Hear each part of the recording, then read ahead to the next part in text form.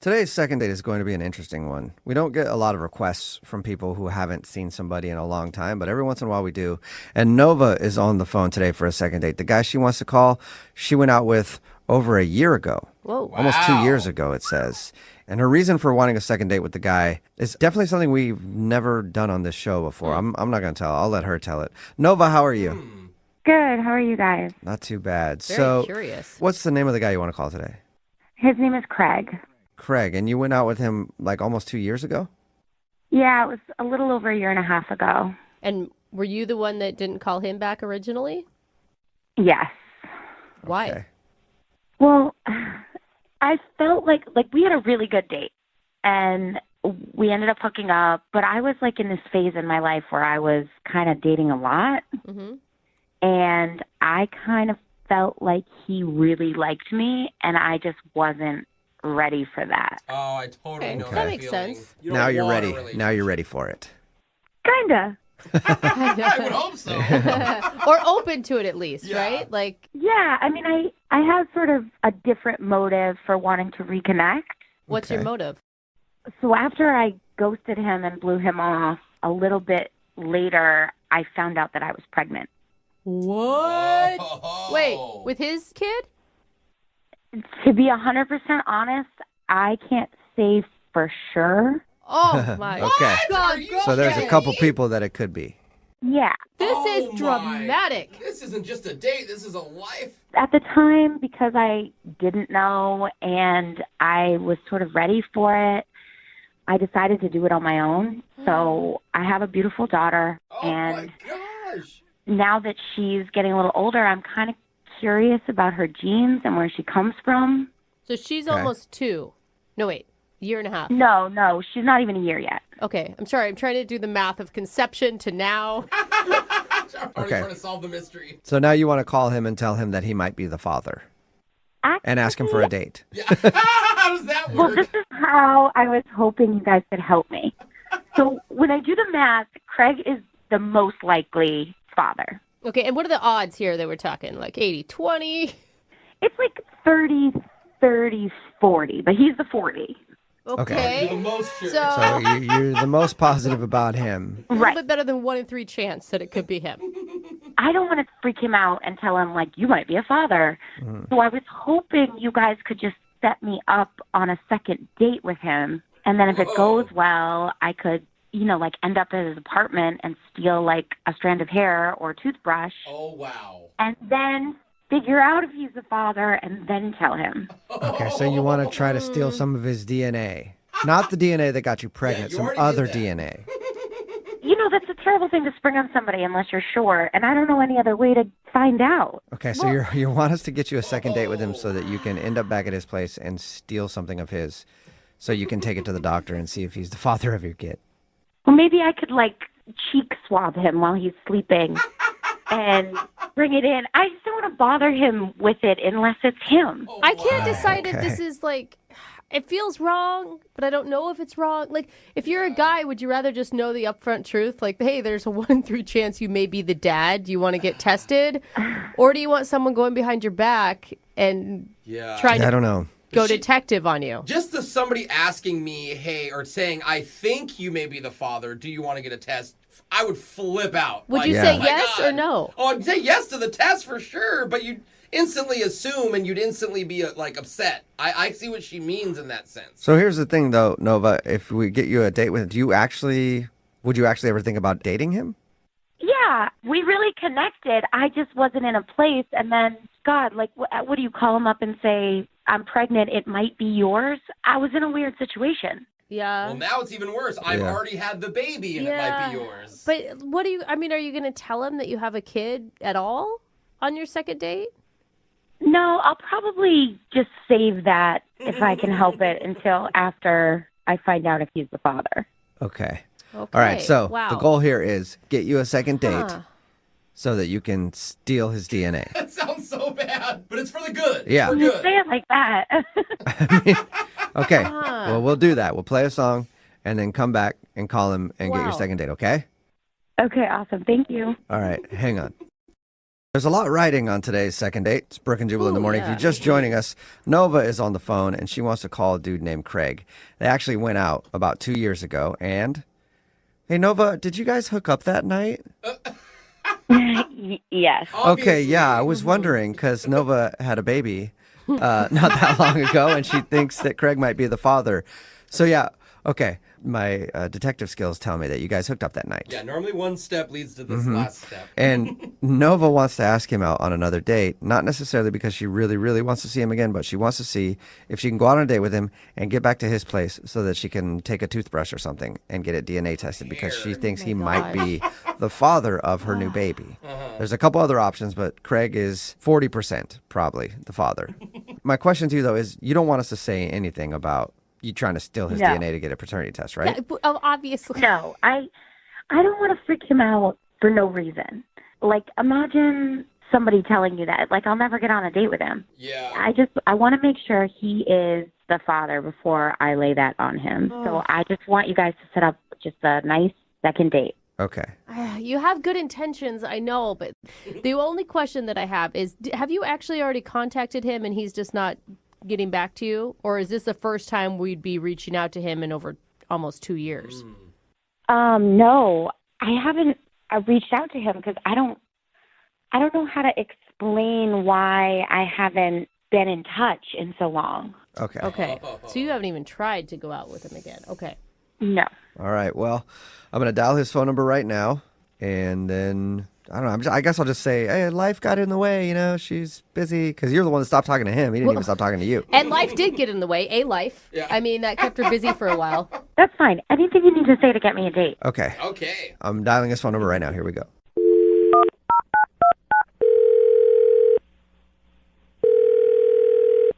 Hello? Hi, may I speak to Craig, please? This is C. Craig, how are you, man? This is Jubal from Brooke and Jubal in the morning. I'm sorry, who'd you say this was? This is Jubal from Brooke and Jubal in the morning. It's a radio show. A radio show. Uh-huh. Did I win something? No, not yet. You might have. I'm calling you today because we do a segment on our show. It's called The Second Date. It's where if you go out on a date with somebody and then end up not calling them after, they can email us to get you on the phone to try to figure out what happened. And we got an email about you the other day. Really? Mm-hmm. You been out on any dates recently? No, not in a long time. Okay. You go on a date about 2 years ago? Almost. Random. Almost 2 years ago. Maybe? I need dates and times of all of the dates you've been on in the last 3 years just to make sure we're safe. Are you guys messing with me right now? Because No, I'm not. Well, that part he was kidding about, but We got an email from a girl named Nova. Do you remember Nova? yeah. You went out with her probably about 2 years ago. Do you have a good memory of who she is? Yeah. Sounds like you don't at all. You sure? you remember her. I remember Nova, yeah, but I mean, we went out on one date and then she kind of ghosted me. Yeah, she told us that, and she feels bad about that. She's actually thought about you a lot since then, and so she emailed us to see if we could get a hold of you and ask if you'd go out with her again. So let me get this straight. She emailed you, and now you guys are calling me on her behalf 2 years after we went on our date Yeah. Yeah. to ask me out on a date. Yes. A lot can happen in 2 years. You're not, I mean, you said you haven't been on a date in a while, so you're not like, you don't have a girlfriend or anything now, do you? Actually, no, not right now. Okay. So that's good timing. I'm just kind of curious as to, like, why she's calling me now. Because, like, I tried calling her. Were you mad after she ghosted you? Yeah, I mean, I wasn't happy about it. I thought we had a good time. What she told us is that she just wasn't ready for a relationship. And I mean, I think that maybe it scared her almost a little bit, like that there was potential between you guys. Okay, so it seems a little weird to call somebody up after 2 years. Like, Yeah. she thought about me after all that time. It just doesn't It proves that she's been thinking about you a lot. Yeah. You know what, Craig? Why don't I just let her tell it? Because she's actually on the other line listening and wants to talk to you. Good idea. Are you serious? Yep. Hey, Craig, it's a blast from the past. Nova is on the other line. Nova, are you still there? Yeah. Yep. Hi, Craig. Hey. How are you? I'm okay. How are you? I've been good. I heard you're single now. That's cool. Can I ask, like, why you blew me off in the first place? I know that back then I didn't do the right thing. I really liked you, and I could feel that you really liked me too. And I just felt like I wasn't in a place in my life to give what the relationship could have deserved. Right. I know that I should have at least said something to you, but I just didn't know what to say. And, it was the wrong thing. And I'm sorry. And I was hoping that you would go out with me again. So you didn't feel like it back then, but now you do feel like it. Right. You know how it is, Craig. Like, you might stop talking to somebody, and then you just get this feeling in your belly, like, oh, man, I got to talk to him. Like you just think about him. You get butterflies. You get funny feelings in your stomach, And then you think about him for a long time, and then you might reach out to him later. I think that's just what's going on here. She's been thinking about you for a while. Doesn't want you to get I away. think that we went on one date, and the fact that you're still on my mind could mean something. Well, I mean, if it was like a week later or like even a month later, but like 2 years and you don't even reach out, like I called you, I texted you, and you just like you could have at least been decent and you could have just told me that you were in a different place or something. You could have just told me that at the time. Right. I know. I did not do the right thing. And I know it's only been 2 years, but I have matured a lot and been through a lot. And I mean, I think about all of the guys that I've dated, and there have been a lot.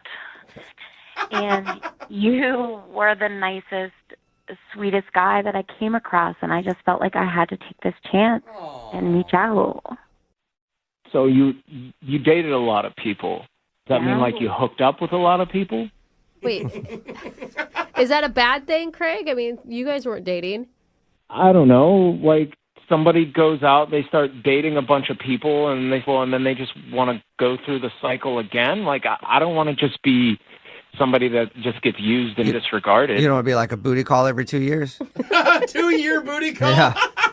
If it helps, it's been over a year since I've dated. And Craig, I mean, you got to give her credit. She admits that she handled the situation wrong. Mm-hmm. She didn't try to like play you and bring you down a path and then dump you. Like, you got to have some respect for her there. I mean, I know it sucks to be ghosted, but she's owning up to it. Yeah, like, is there a problem? Are you seeing somebody else, or? I mean, honestly, no, I'm not seeing anybody. I was dating somebody for a little bit, but we broke up a couple of months ago. So, like, I'd be interested in catching up and seeing what's been going on, over this last year with you. Oh, you would? Good. That's good. Okay, well, Craig, I'll officially ask then, would you go on a second date with Nova? We will pay for it. Just the date. Yeah, Just the date. yeah. I just got that. Oh, yay. I mean, yeah, we did have a connection that night, I felt, so I would be interested in seeing you again and see if it's still there. Who knows? Maybe this one could end up like your last one back at your place. Yeah. Yeah. Wait, hang I'm on a up sec. for I never whatever. told you guys that she ended up coming back to my place. Did she tell you that? Yeah, she told us that. She said that, like you guys hooked up the time you went out. And it was so good, it stuck with her all this time. Yeah, I mean, did your number change or something? Like, you want to text me or call me and we, like, figure it all out? Yeah, I have your number. I gave it to the radio station. Oh, right, duh. All right, sweet. Well, Oh my God. then We did it. congratulations, Nova. You got your second date. Craig, I think it'll be cool for you guys to reconnect, Good luck. Oh my gosh, and you guys have to give us an update of how it goes. Please, God, yes. We will. Okay. All right, Craig. Well, thank you for your time, man. I appreciate you talking to us, and good luck on your date. Yeah, have fun. Thanks. All right. Bye. See you. Okay, Nova. Oh, my God. Shut You're up, in there. it's You got your happening. date. We did it. Now, you have to promise us that you'll give us an update if you Tell get us how you did his it. DNA and get a Yeah. paternity test done, okay? I will. All right. This is Seriously, you have to. If I see you on Maury Povich before this show, I'm gonna be so mad. Oh my I would never.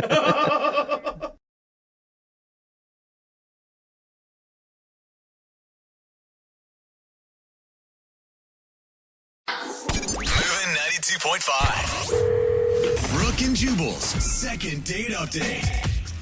Doors. When one closes, another one opens. Oh my gosh, you are so inspirational today. Unless you can't figure out how to open that door, and then you stand there outside of the Starbucks for 15 minutes trying to pull it when it's a push door, and everybody's laughing at you, so you just sit down on the sidewalk and cry for an hour while everybody points and makes fun of the idiot who can't read how to open the door correctly. Wow, and all you wanted was a latte. We've all learned that lesson in life. And so has Luke, who's on the phone for a second date update right now. He actually met the girl that he wants to call today because he couldn't figure out how to open a door. Really? That's right. What's up, Luke? What up? Were you crying outside of a Starbucks like Jubal said? Pretty close. Pretty close. Oh man. Really? So she must go after the smart guys, is what you're saying. Well, I wasn't smarter than the door that day, but at least I was able to meet a girl out of it. There you go. So how does that work?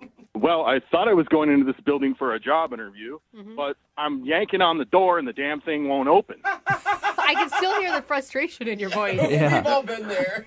So I'm about to give up, and this beautiful girl on the other side of the door asked me if she can help me, and I'm like, yeah, can you punch a code or something to let me in? I'm late for my interview.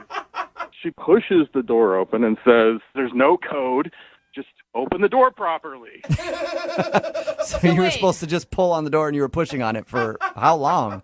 It must have been 30 seconds at least. Oh. So she comes over, she opens the door for me, kind of laugh about it, and it was an opportunity to strike up a conversation. All right. And I assume that went well because you eventually went out with this girl. That's right. Yeah, she, you know what? She pointed me to the direction of the elevator, which was nice. And She pressed the button for you too? Like, here, let me show you how this works. I could figure that part out. How did you go from her opening the door for you to eventually going on a date with her?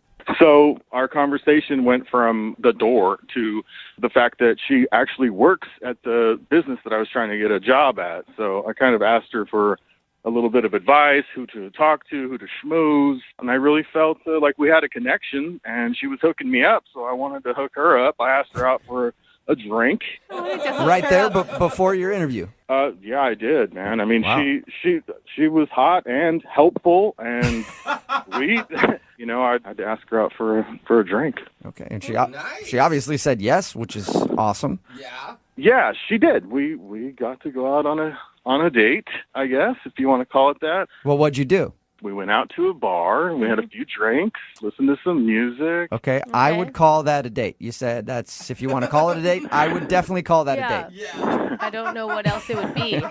Yeah, I'll call it it was a date. I mean, it was a hot date. Wow. So you went out for drinks, listened to some music. How was everything with her? Was it a good time? Do you think she enjoyed herself? Well, judging by the smile on her face and a little bit of the way she brushed up against me a couple of times, Oh, I that's do nice. think she enjoyed herself. Dude, And that's you a guys- good sign. You guys were able to talk about stuff other than the company that she works for, right? Oh, yeah. We talked about all kinds of things. Talked about her hobbies, what she likes to do. My ears are open, and, you know, you have to take what someone says, and then you have to adjust and use that to your advantage, especially when you're talking about interpersonal relationships, you know, female, male. I know you started this whole situation meeting her when you were going in for a job interview, but that sounds like a really good interview answer. Yeah. I'm ready to hire him. Yeah. Or date him. Well, I was cued in, so I got the job, actually. You did? Oh, yeah, Dude, you got a date and a job out Congrats, of man. one interview. Nice work, man.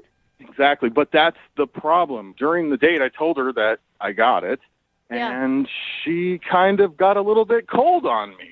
What? Really?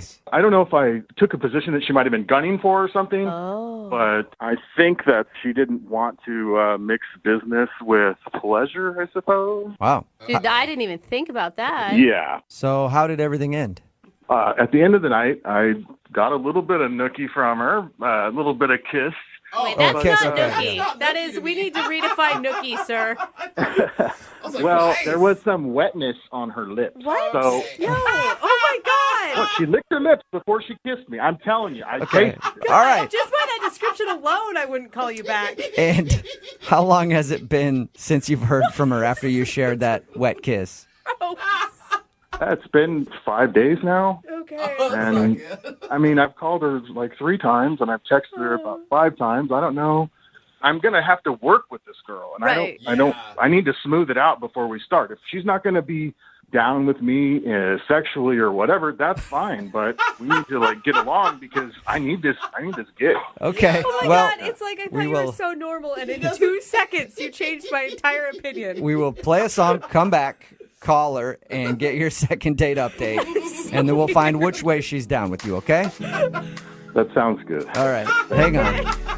Moving 92.5. Brooke and Jubal in the mornings. Second date update. If you're just joining us for today's second date update, Luke is on the phone, and today he wants to call a girl that he shared a sloppy, wet kiss with. That's how he described the kiss at the end of the date. He actually met her because he was going into an office to interview for a job, and she was in the lobby when he was trying to open the door, and I guess he couldn't get the door open, so she helped him. They struck up a conversation, and he asked her to drinks. They went out for drinks, said they had a good time, ended with that sloppy kiss. But now she's not calling him back, and he thinks it might be because he actually got the job in that office, and maybe she doesn't want to date a coworker. Could it also be because you're a bad kisser? Well, Sorry. Just the description. we didn't get our lips moving that much, to be honest. It was wet, but it wasn't. She didn't stick her tongue, out Wet for me. and not Yeah, but moving? no, I'm just telling you, out of all She the licked female her lips. It conversations, was wet. all the female conversations I've ever had, no girl has ever said, wow, it was such a good kiss. It was so wet. Well, she made it wet. I mean, that's where it was. I just went in, and that's how. That's okay. Way it felt. Okay. So it was a sloppy kiss with no tongue. That sounds... No one's ever complained about the way I've kissed them before, so she didn't this time, and maybe it'll happen, but it hasn't yet. Well, she hasn't complained yet. We don't have her on the phone to find out, do Yeah. we? Well, maybe we can ask her. That'd be one place to start. That's what I'd I like think- to know if my lips are working properly. That's what I think we should do, Luke. What I'm trying to get to is that I'm going to dial her phone number Oh. and see if we can get her on the phone and get your second date update, okay? Are you ready? Yes, I am. All right. Here we go.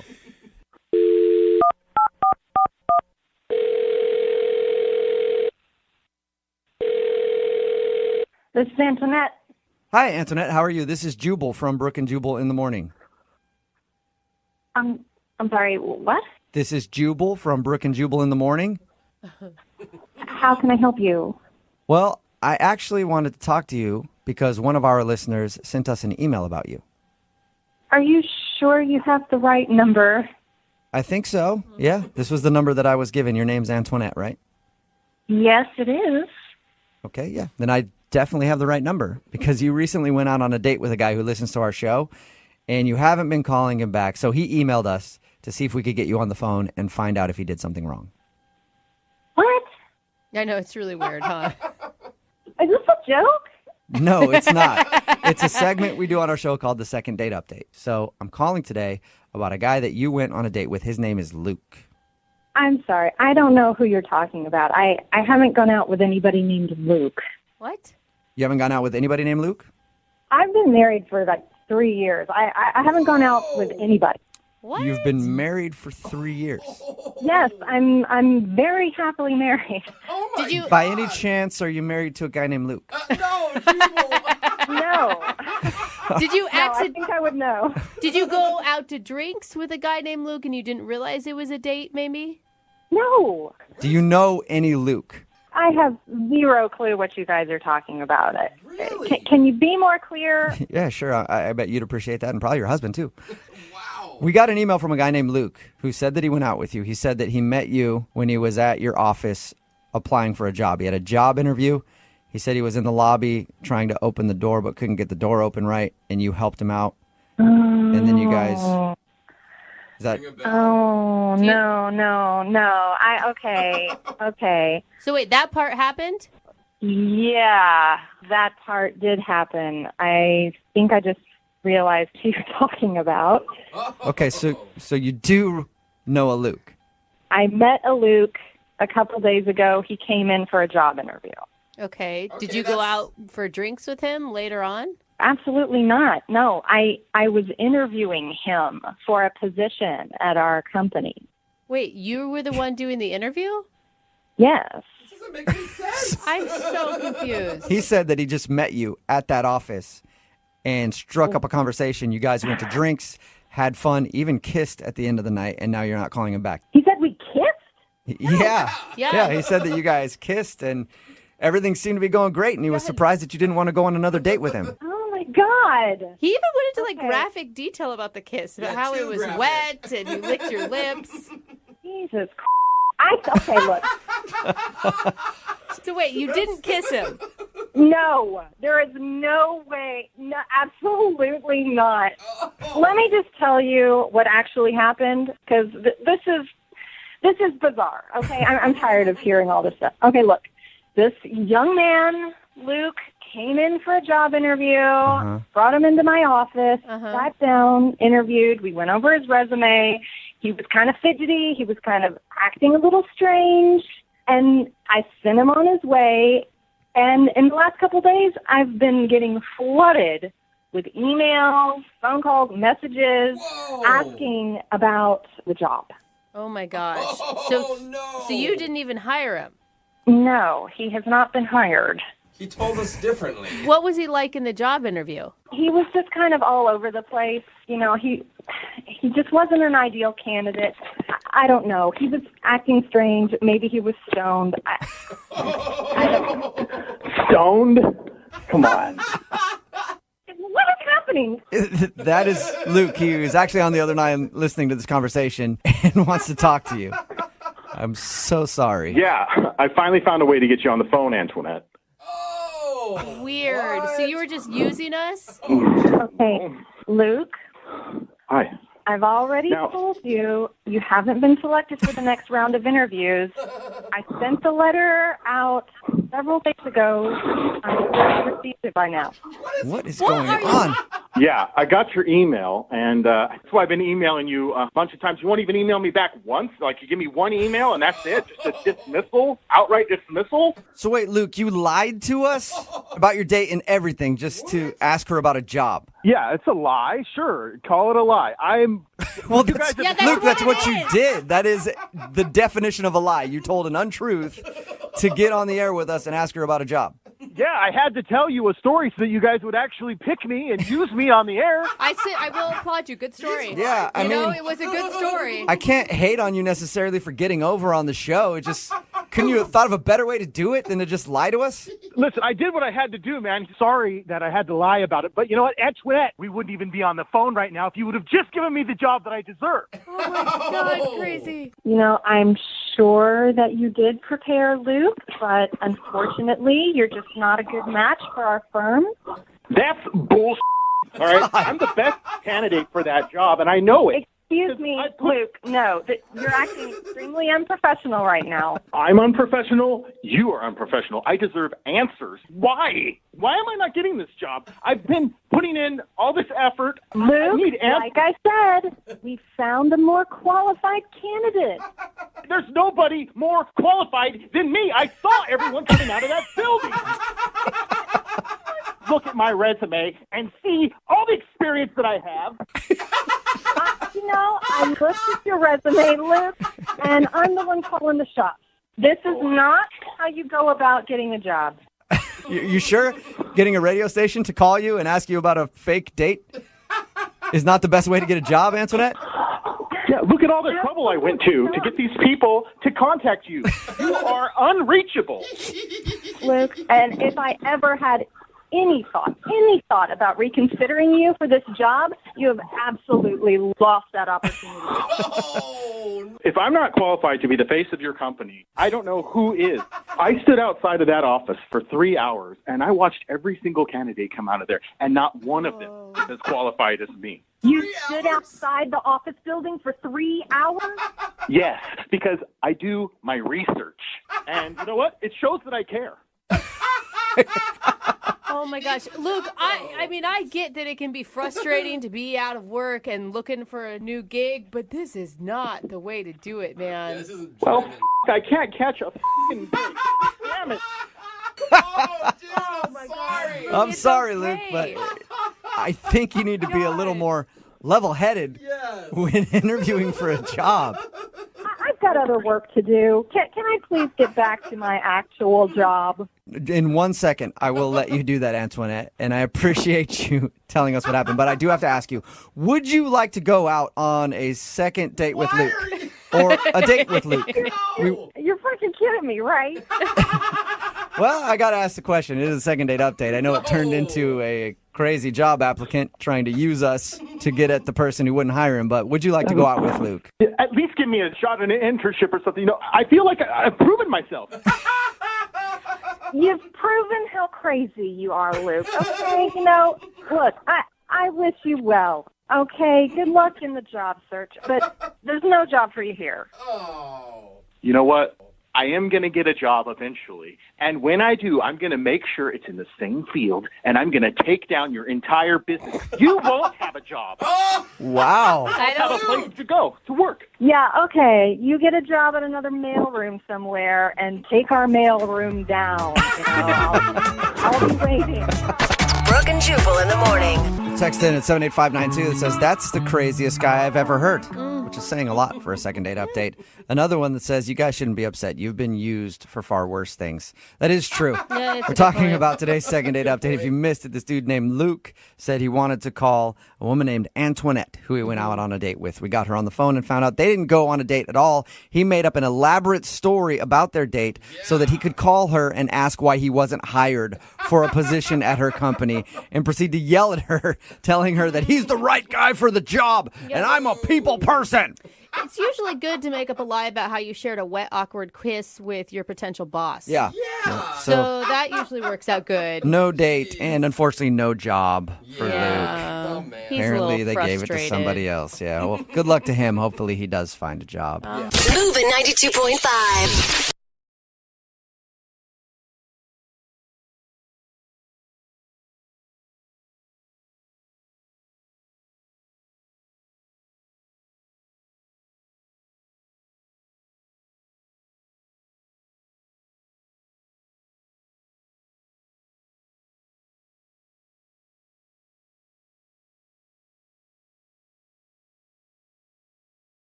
Are you single and feeling out of the loop? Put away that mouse and get out of the house. Join In the Loop, Seattle's brand new activities club just for singles. Go to intheloopsingles.com today. Moving 92.5. Brooke and Jubal's second date update.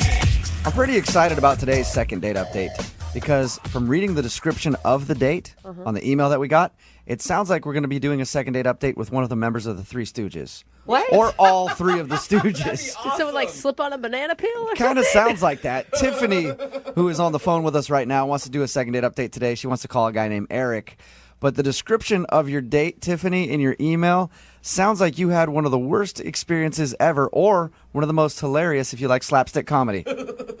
Oh, well, thanks, I guess. I mean, I don't know. We actually, besides those, couple little incidents, I thought had an amazing time. Yeah, so why don't you just kind of run through the string of events that you documented in your email, and I want everybody to hear it.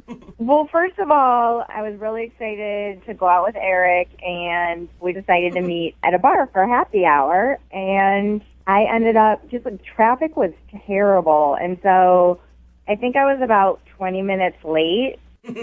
So I got there, and I was so apologetic. I felt so bad, and then I was trying to tell him the story of what had happened, and I use my hands a lot. Yeah. And I accidentally hit myself in the nose and gave myself a bloody nose. See, that's hilarious. That's what I mean by it sounds like an episode of the Three Stooges or something. You're just poking each other in the eyes and giving yourself a bloody nose. Did you run to the bathroom? No, because at first he noticed and I didn't notice. Oh, no. So you hit yourself in the nose and you're still talking to him, and then he just started to see blood trickle down your Upper lip. Yes, well, because like it wasn't like a lot at first, and then I used to get bloody noses all the time when I was a kid. So I thought he was gonna like spit out his water, and I was like, "What is going on with you?" And he's like, "Your nose is bleeding." And then I was like, "Oh my God, I have a bloody nose." I didn't know what to do. I didn't want to take like a napkin because it was like a cloth napkin. So I just like held my hand under my nose, but I wanted to finish the story. What? You just stayed at the table? Yeah, you continued telling the story with the bloody nose and didn't be like, "I'll be back in a minute." Well, it was bleeding, but like I was just getting to the good part, and I figured I'll just take care of it in a second. I would have been humiliated if I got a bloody nose on a first date. I know. I feel so dumb. Like, what am I, 7? Like talking with my hands like that, and then I gave myself a bloody nose. Yeah, You have that's pretty funny. horrible hand-eye coordination. But it was an accident. Well, I understand that, but there's a lot of things that I've done in my life that are accidents that are really embarrassing. Do you punch yourself in the nose often? Just to, like, if I ever need to make myself sneeze. What? Oh my You punch God. yourself in the nose if you need to make yourself sneeze. Yeah, that will make you sneeze. Okay, I had no idea. That is strange. So I'm guessing that eventually you cleaned up your nose and got the date back on track. Right. And we continued to talk and laugh for, like, over an hour. And then it was, like, time to go home. And he walked me to my car. Yeah? And so I thought, like, oh, okay. I just figured he was going to try and kiss me, maybe. I mean, and he didn't. You have blood all over your face. Yeah. Crusties all over your the bloody nostrils. nose wasn't there anymore at this point, right? Like it was all cleaned up? Yeah. Okay. So he didn't go in for a kiss. No. How did you guys end everything? What's the Oh last my God. thing? So then I forgot to tell you, I just feel bad about, like, the bloody nose and being late. So I'm like, I'm so sorry. I feel like we had fun. And I'm like, I really want to do this again. I go, I'll make it up to you, and I'll pay the next time we go out. Wow, that's tight. What did he say to that? He just was like, yeah, but like it was kind of like a yeah where like then I got home and I called my friend Amy and I'm like, what do you think this yeah sounds like? And she couldn't figure it out either. Like, is it a yeah like he's just tired but he was into it, or if like he was trying to be cool, or if he's not into it at all? So, well, it's probably a yeah that he's not really into it because he hasn't been calling you back, right? Yeah. I've texted him twice since then. And the second time, I sent a text that said, remember, I'm paying, with like a wink face. Yeah. And nothing? He didn't respond to that? Mm-mm. Like, I realized this was probably not a perfect date for Eric, and a lot of that was my fault, but I think in between those, like, really embarrassing moments that, like, we had a lot of fun. He seemed to be having a good time. He talked a lot. He laughed a lot. And I want a second chance, you know, like a movie. Okay, well, we'll play a song, come back, call him, and then get your second date update, all right? Okay, thanks. Okay, hang on. Brooke and Jubal in the mornings. Second date update. Call now to win a $1,000 cash crate. 1-866-MOVING-92.5. It's Moving 92.5. Brooke and Jubal in the mornings. Second date update. Tiffany is on the phone with us, and today she wants to call a guy named Eric. Eric and her had a lovely first date at a bar where she physically assaulted herself at the table and gave herself a bloody nose. I guess Tiffany was talking with her hands and accidentally smacked herself in the nose and then got a bloody nose. Tiffany, are you about ready to call Eric? Yes. You really like this guy. Are you going to be sad if he says something mean? I mean, besides those couple of incidents, I thought we had a lot of fun and conversation was good. And All right. So there's really nothing that you can think of. I mean, other than punching yourself in the nose, everything seemed to go very well. maybe he's one of those guys that gets mad, like, if you're more than 2 seconds late or something.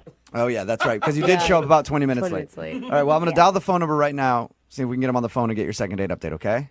Okay, thanks. Okay, here we go.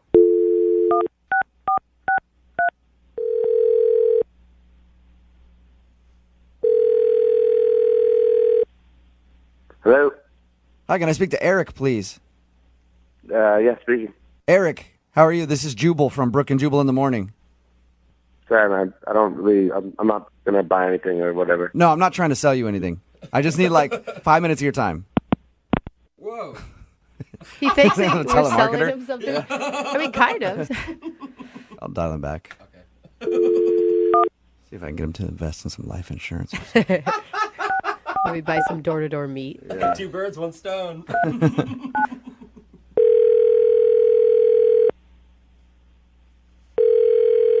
Yeah, I'm not interested in anything, okay? No, you're going to be interested in this, I promise. Take me off the list or No, whatever. I'm not a telemarketer. I actually want to help you out with something. Look, man, I don't need help. I'm fine. I'm not. I promise you. Don't hang up. Hey, are you still there, Eric? Yeah, I'm still here. Okay, this is Jubal from Brooke and Jubal in the Morning. It's a radio show.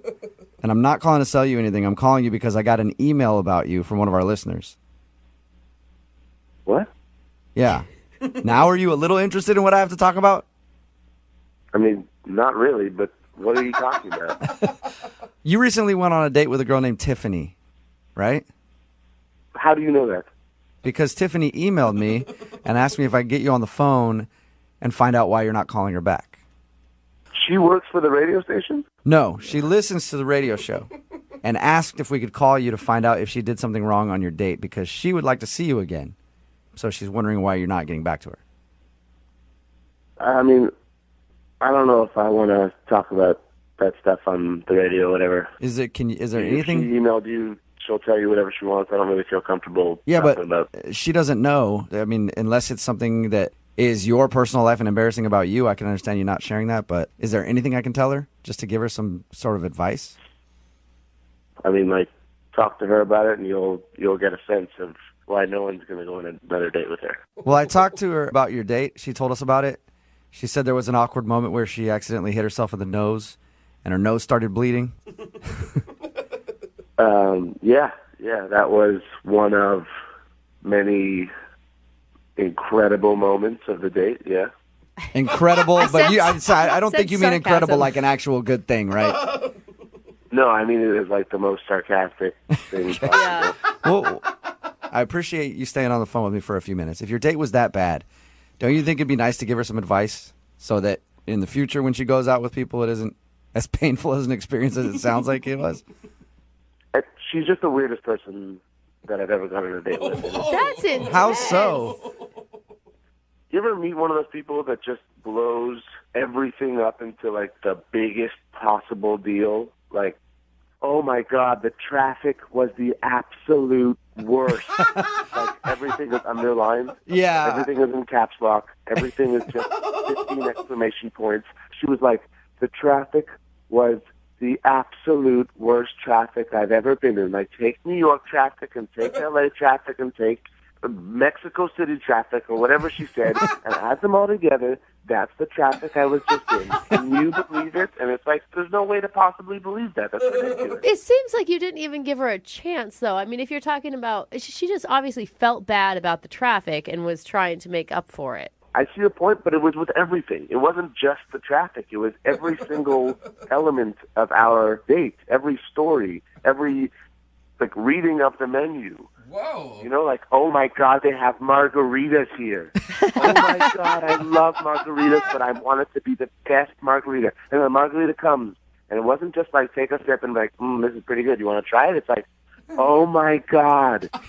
This margarita is amazing. I've never had a margarita like this before.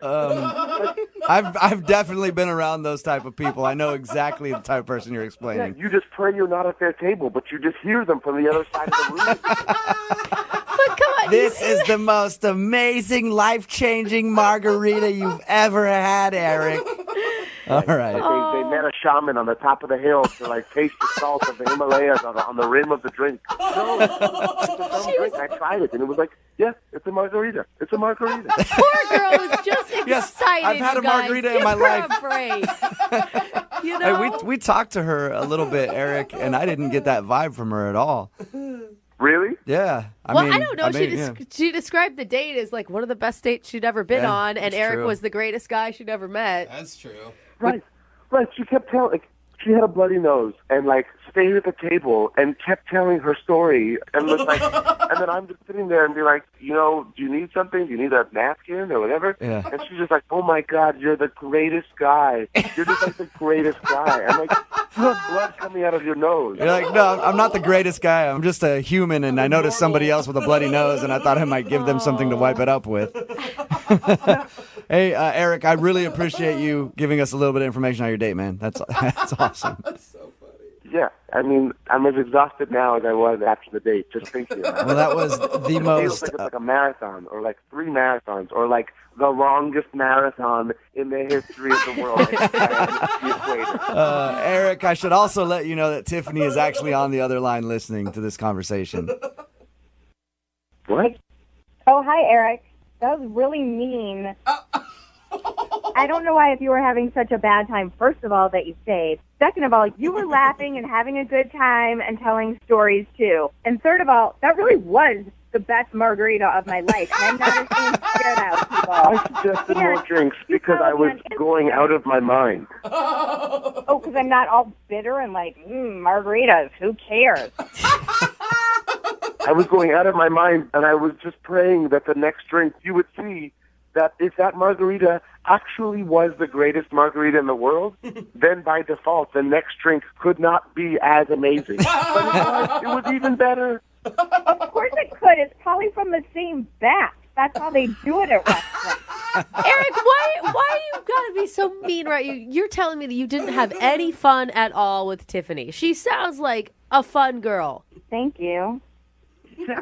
I mean, like, in the, like, fleeting moments where there was just, like, a lull. Yeah, it's great. But it's like I'm sorry, you're just like, you take everything and make it into the biggest possible thing, and it's just exhausting. I can't. It's too much. It was not the speed that I go at. Okay, so then just because apparently I'm too much for everybody, what speed do you go at? Like, what would you have wanted?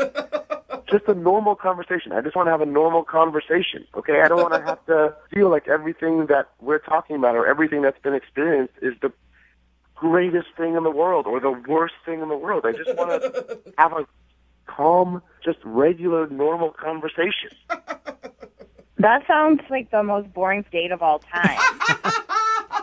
Sorry you had such a terrible time. You didn't seem like it. And I'm sorry I was trying to have a good time and make everything fun and nice. That's a horrible thing to do when you're dating. I forgot. Oh, my God. I mean, it's the most horrible thing you could do on a date. Eric, do not be mean right now. Come on. Hey, Eric, would you like to go out on a second date with Tiffany? We'll pay for a second date. No, I'm good. I'm okay. You sure? No, I respectfully decline. Okay, well, I'm going to say this. I regret even asking them to ask about a second date, and I would rather punch myself in the nose until my whole head bled out than go on another date with you. I think, So you know amazing. what? That is a second date update good. first. We've had a lot of interesting endings to these things, but never somebody wanting to just beat their face in until they weren't alive anymore. Brooke and Jubal in the morning.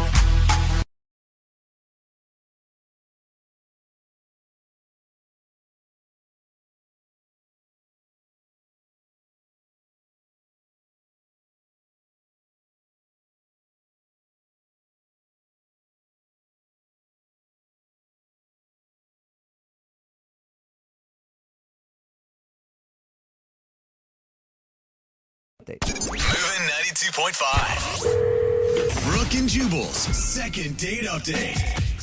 The guy on the phone for a second date update today is the creepy guy at the gym. Oh. I don't know that for a fact. Oh, okay. His name is John, and he emailed us because the girl that he wants to call today, he met her at the gym. So I'm just assuming that he's the creepy guy at the gym. Hey, you want some help? You want me to spot you on your squats? Like, get down low. You gotta get down real low. Like, lean into it with your butt. Like, do you want me to clean up after you? I'll follow you around and clean up all the benches that you're on with sweat. Like, you're sweating a lot, but it looks hot. Was that you, John? Yes, it's me, but I'm not what you just described, but thank you. No problem. Your email said that you met the girl you want to call today for a second date update at the gym. Yeah, we were in the same spin class, and we've been in the same class for actually a few weeks, so. Oh, so you've been eyeing her for a while. Yeah, I was Admittedly, I was kind of positioned. I was always in the back row, right behind her. And what did I say about creepy? Yeah. I think Jubal. Exactly. Yeah. Climb that hill. It's the Tour de France right now. You're looking good up there in front. I know it's not sounding good for me. I realize that, but I'm actually a decent human being. I promise. Did it take you a while to work up the courage to actually ask her out on a date? I was really into her right when I met her, but what happened was at some point I fell off the bike in the middle of the class, and I happened to draw a lot of attention. How did you fall off the bike? How'd you do that? They're stationary, like they're not that easy to No, fall. these bikes have clips in it, and I've never been good with the clips, and I was trying to get on the bike, and it just was not good, and it was bad, but it was funny, and so it was. And she came up, asked if I was okay, and we started joking around, and there's clearly chemistry, and I just kind of asked her if she wanted to hang out sometime, and she said she was busy the rest of the week, but kind of flippantly, she said, how about now? How about now? Like hang out right now? Yeah. Do you mean you guys had your date in the back of a spin class? No. No, I live nearby, so we just went for a walk, and, I walked to my place, and I made her dinner, and it was great. Okay, hold on, though. You guys sat in the same clothes you were taking spin class in all evening and ate dinner in them as well? No, she had her stuff from the gym, so she just asked to shower up at my place while I was making dinner, so it worked out great. Oh, my God. She totally went through your whole medicine cabinet to see what you're all about. That's like a fantasy date, though. You ask someone out at the gym who you think is hot, and then all of a sudden she's at your house showering, like in the matter of hours? Yeah, it was kind of awesome, I have to say. I mean, It's kind of like, Yeah. He wasn't thinking about making dinner at all. He was just thinking about hot naked girl in the other Right? room. I mean, it was nice to know that she was using my shower, yes. I'm not going to say that I didn't enjoy that. But hey, I cooked her a good dinner. I made her a really good, I make a great bolognese. I brought out the best wine I had, and it was good. We kind of made out a little bit. And Oh, nice. we didn't sleep together or anything. We just kissed. It was very innocent. Okay. The whole thing sounds dreamy, to be honest. Yeah, what went wrong? Okay, so this is where I think I made my mistake, although I don't think it was really a mistake. After she left, I went into my bathroom and I found her. She had these like bright yellow and patterned like yoga pants Okay. in my bathroom. And you put them on.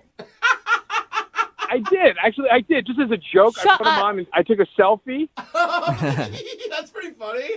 Yeah, exactly. It was pretty funny. No, listen to me right now. No woman ever wants to know that you fit in their pants. I am just going to lay that out there right now. I clearly didn't fit, but that was part of the joke. So that's when I sent it to her. That was the whole point of the joke, is that I look ridiculous, and I thought I was just being silly, And what do you think she thought?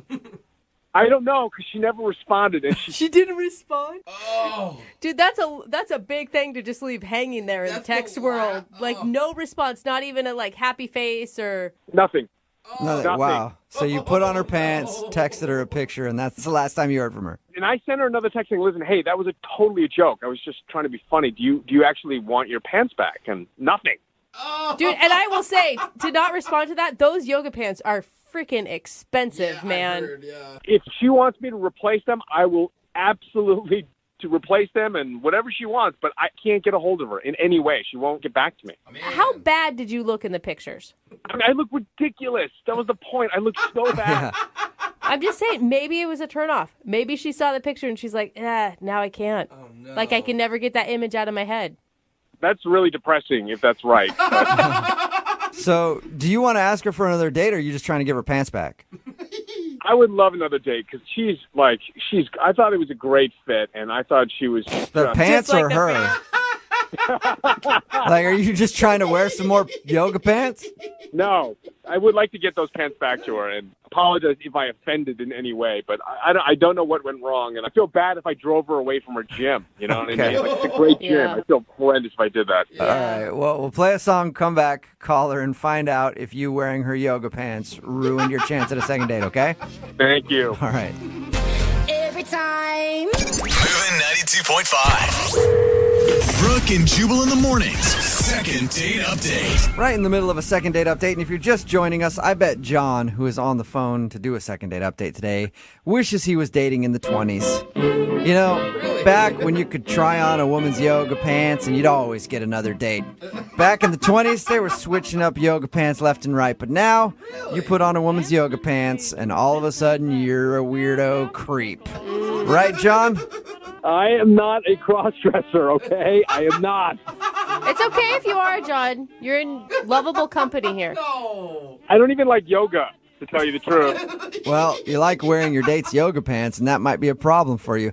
If you're just joining us, John met Jillian, the girl he wants to call today, in a spin class. And after the spin class, they actually ended up going straight from there to his house to have dinner.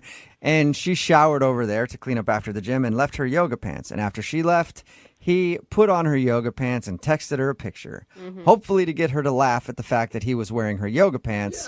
But instead, he got no response at all and hasn't even seen her at the gym. John, I'm sorry that your body is so disgusting in yoga pants that this woman will not call you back. I'm actually in excellent condition, by the way. Okay. I did forget an important question, though, because I'm just trying to imagine. I just meet this guy. He texts me a picture of yoga pants. It can either be really funny or really disturbing, depending on one thing. And that's what you did with your man area in that picture. Ooh. Did you tuck? Did you let it hang out? Put a sock in it? I don't need to tuck. So you can't see it no matter what? Yeah, maybe that's the problem. I was just wearing yoga pants. I was just trying to look goofy and silly. I think I contorted my face. It was not a handsome photo. Okay. That was the point. Well, we'll find out if that did you in, and that's the reason you're not getting a second date. We're going to call her right now, okay? All right.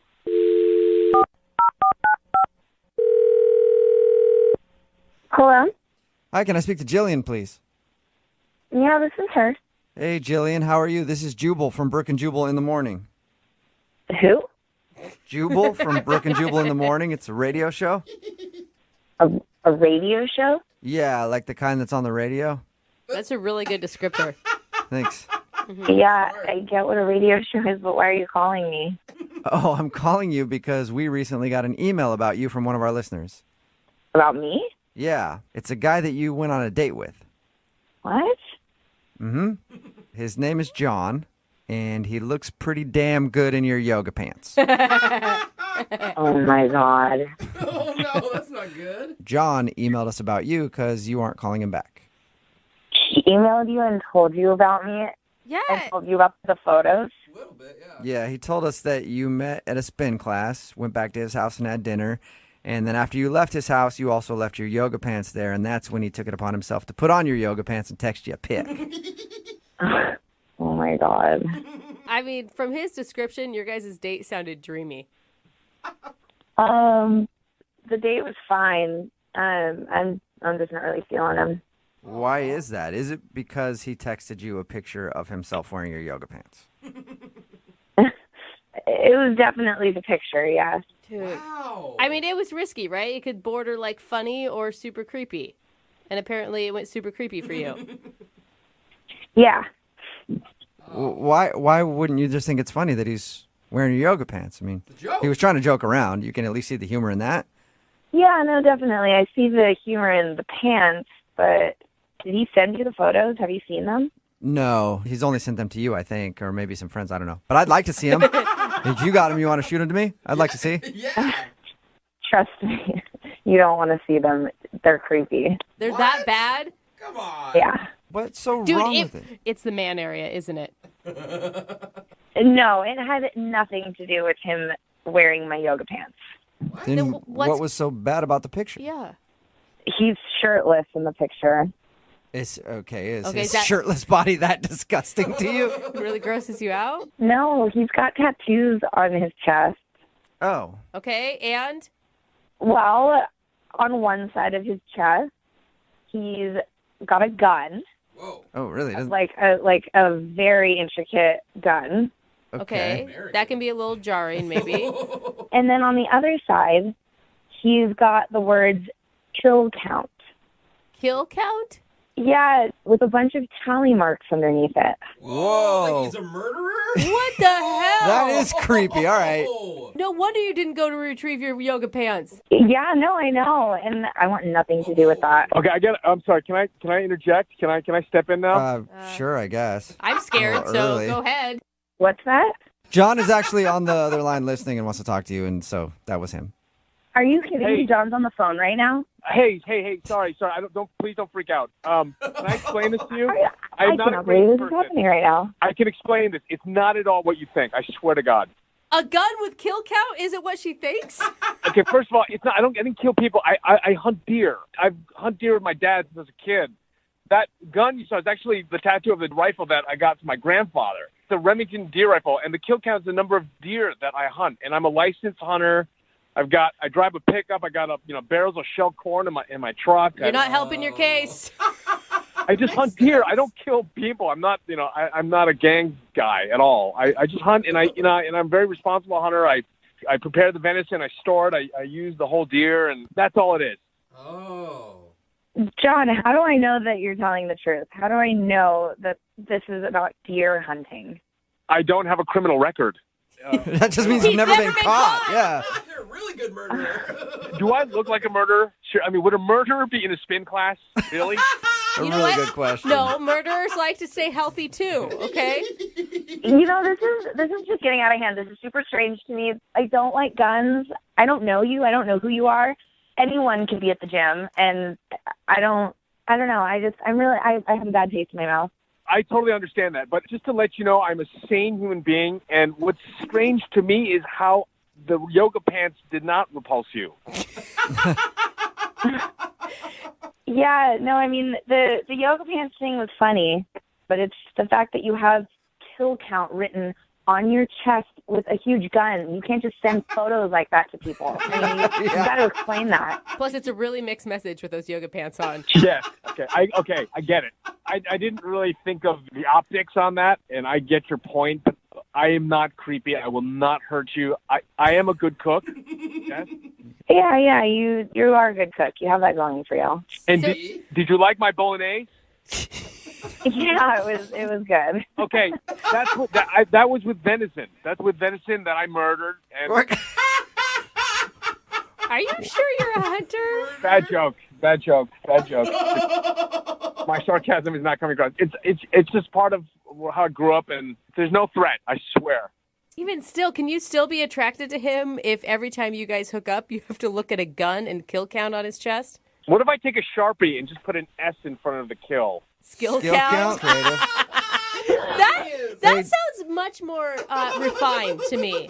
Hey, Jillian, would you like to go out on a second date with John? We will pay for it. I don't know a lot of serial killers that make a good bolognese. And I know a lot of serial killers. They're usually bad cooks. What? Would you like to go out with him on a second date? We will pay for it. Okay, as long as we don't talk about guns or anything like that. No, I promise you. I will not bring it up, and I want you to be able to at least go back to the gym and hang out. I don't want to take that away from you. I feel bad about that. Okay.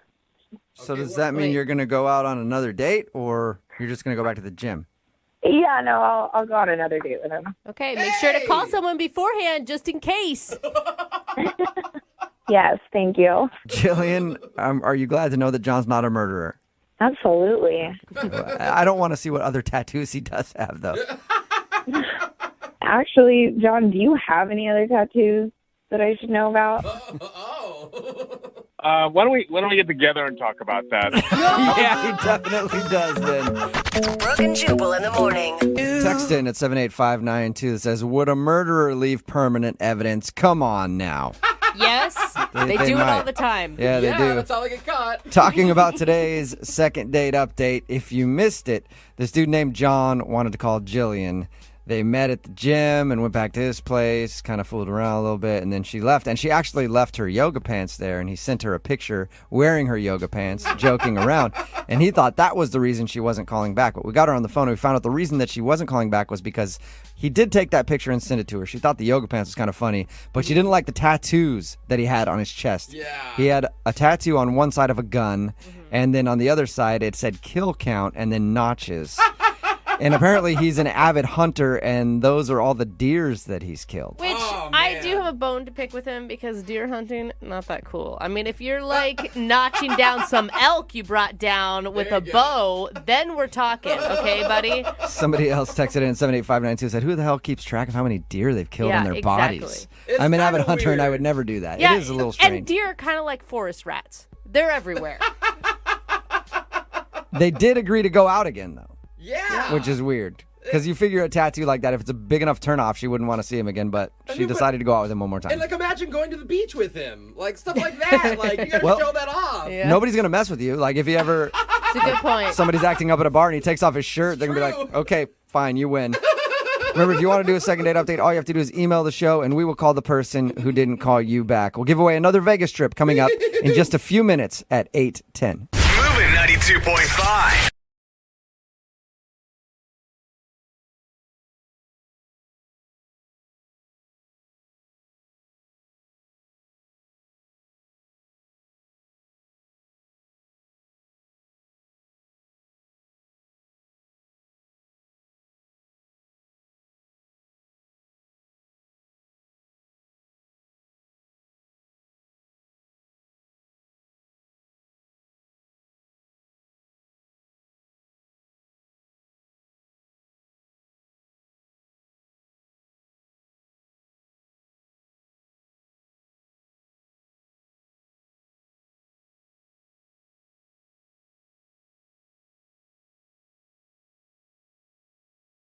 You guys think Anthony's been huddled in a ball in the corner, weeping Yeah. during that whole song? Listening to a really sad song, like True Colors or something. Anthony, you still with us? Yeah, I'm here. All right. Oh, God, I feel so bad. My heart was beating so fast in that last song. It was just. If anybody's just tuning in for the second date, Anthony called us about a girl named Trisha that he went out on a date with. The first person he's been out with in how long, Anthony? Well, since my girlfriend and I broke up a year ago. Okay. And his first real adult date, period. Yeah, You've because- never dated before. He met her in hjust school. They dated for a long time. Can I give you some advice, Anthony? Okay. Anthony, are you for Yeah. real freaking out this much? I just haven't dated a whole lot. I knew she was special. Everything about her was so right. You gotta try to pull yourself together a little bit. Pull yourself together, Anthony. Yeah. What the hell is wrong with you? It is one date, and this does not sound attractive. I am sorry. emotional. He needs a little tough love right now. Anthony, I want you to stand up straight, pull your shoulders back, and get ready to do this like a man. Okay. All You never right. know. Anthony could have met the love of your life that night. This is very important, Anthony. Okay, Jubal, What? we just went through a whole power him up thing. I know, but I just want to let him know how important this thing is, and he should be very nervous. Stop. No. I am nervous. I know, Anthony. Anthony. I know. You're an emotional dude. I get it. But put your phone on mute if you start to, like, hyperventilate or cry. Okay, I can do that. All right. Anthony, you still there? I'm here. All right, I just want to make sure you didn't pass out.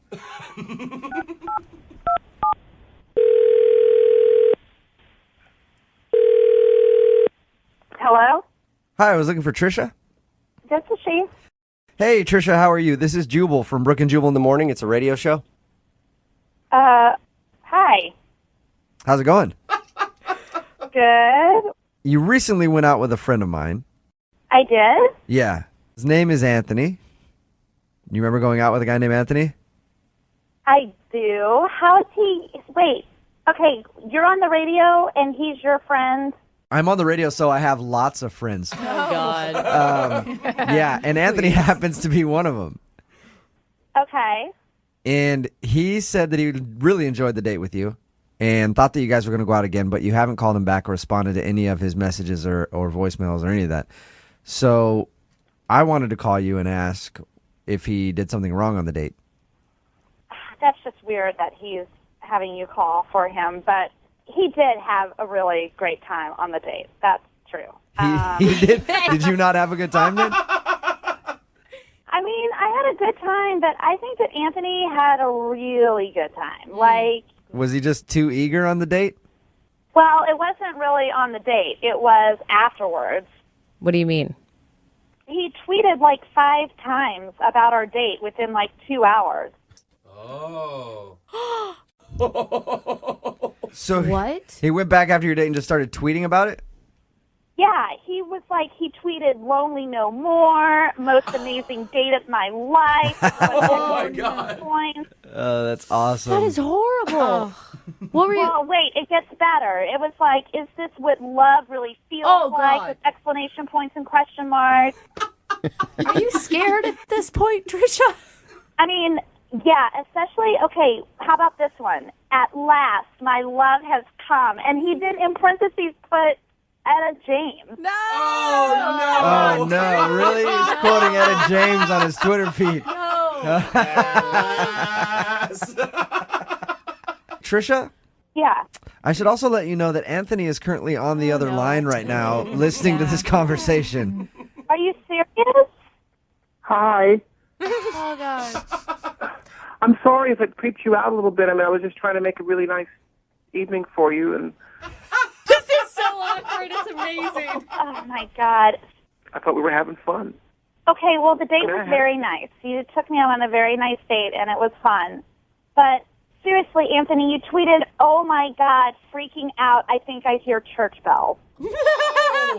Oh, isn't that a romantic thing to say? I mean, isn't that what every Yes, isn't we that were what every together girl for like dreams about? 3 Finding years. the right guy and getting together and living happily ever after. Are you crying? No. Oh, my God, this is a joke, right? There's no way you're crying right now. No. I think he has allergies. I think that's what it is. Trisha, Anthony's an emotional guy.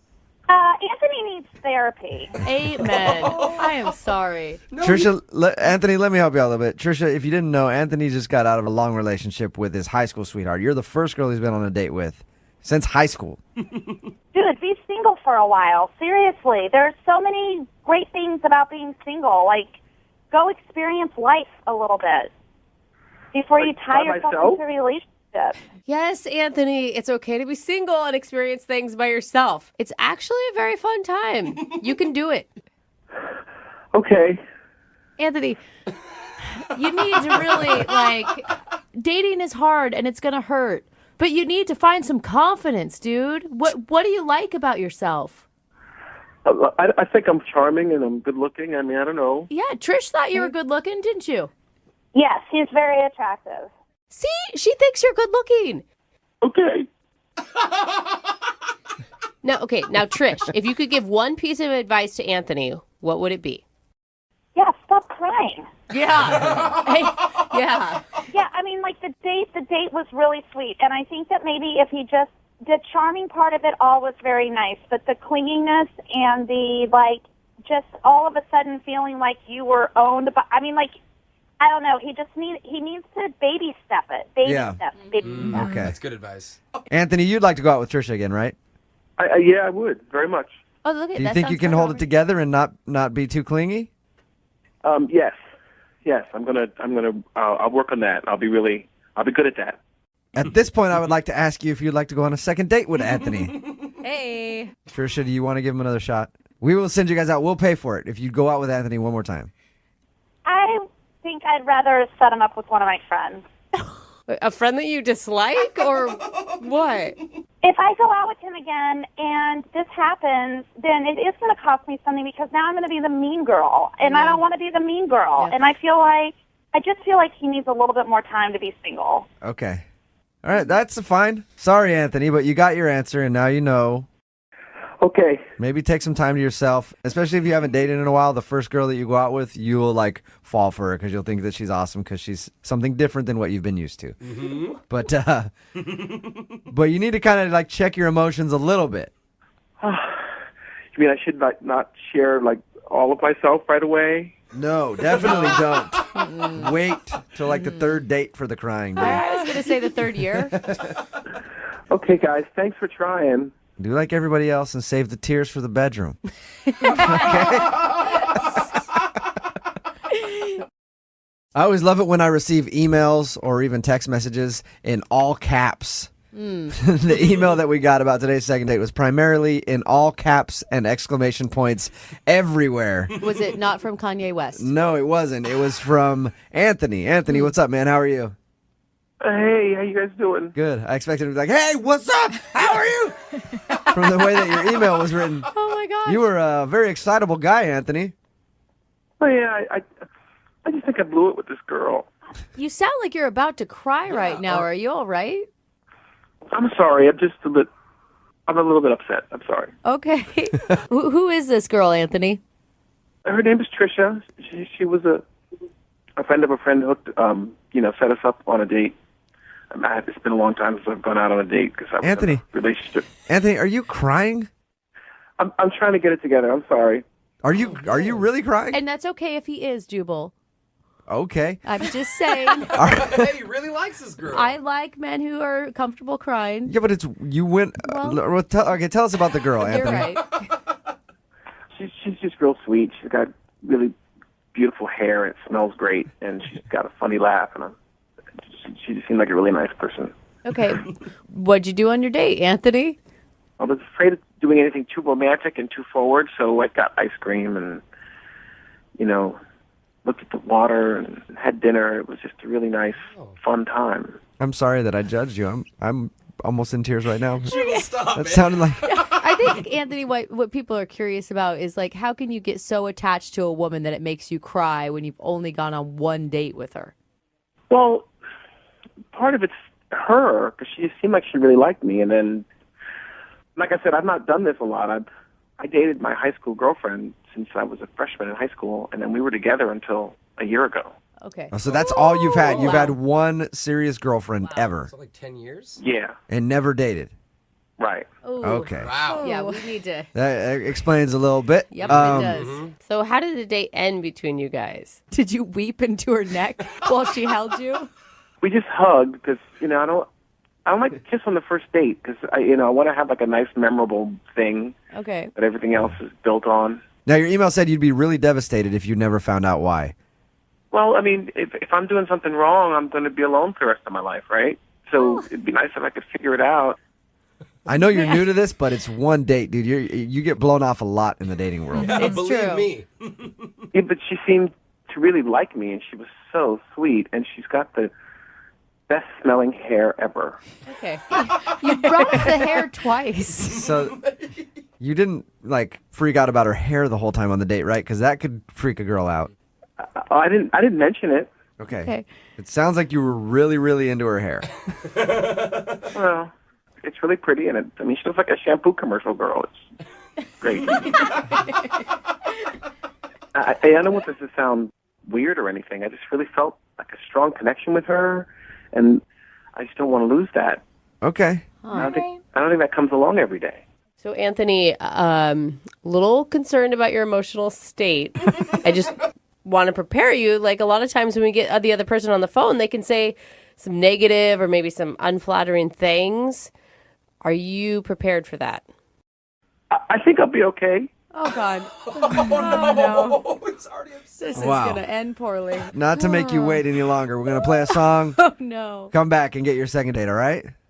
Okay, thanks, guys. Right in the middle of a second date, and Connor is on the phone, and today he wants to call a woman named Kate. He met her on Instagram.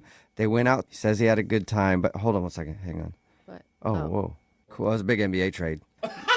We're talking about something again? I don't know. I feel like I'm talking to my husband all of a sudden now. Huh? Yeah. He ignored her. Connor went out with Kate to a bar. He thinks the reason she's not calling back is because there was a moment where there was some sports on TV. He turned around to watch it, and then when he tuned back into the conversation, she just looked upset, and he thinks that's where everything went wrong. So we're about to get her on the phone and find out if that is the reason he's not getting a call back. All right, Connor, did you hear about the trade?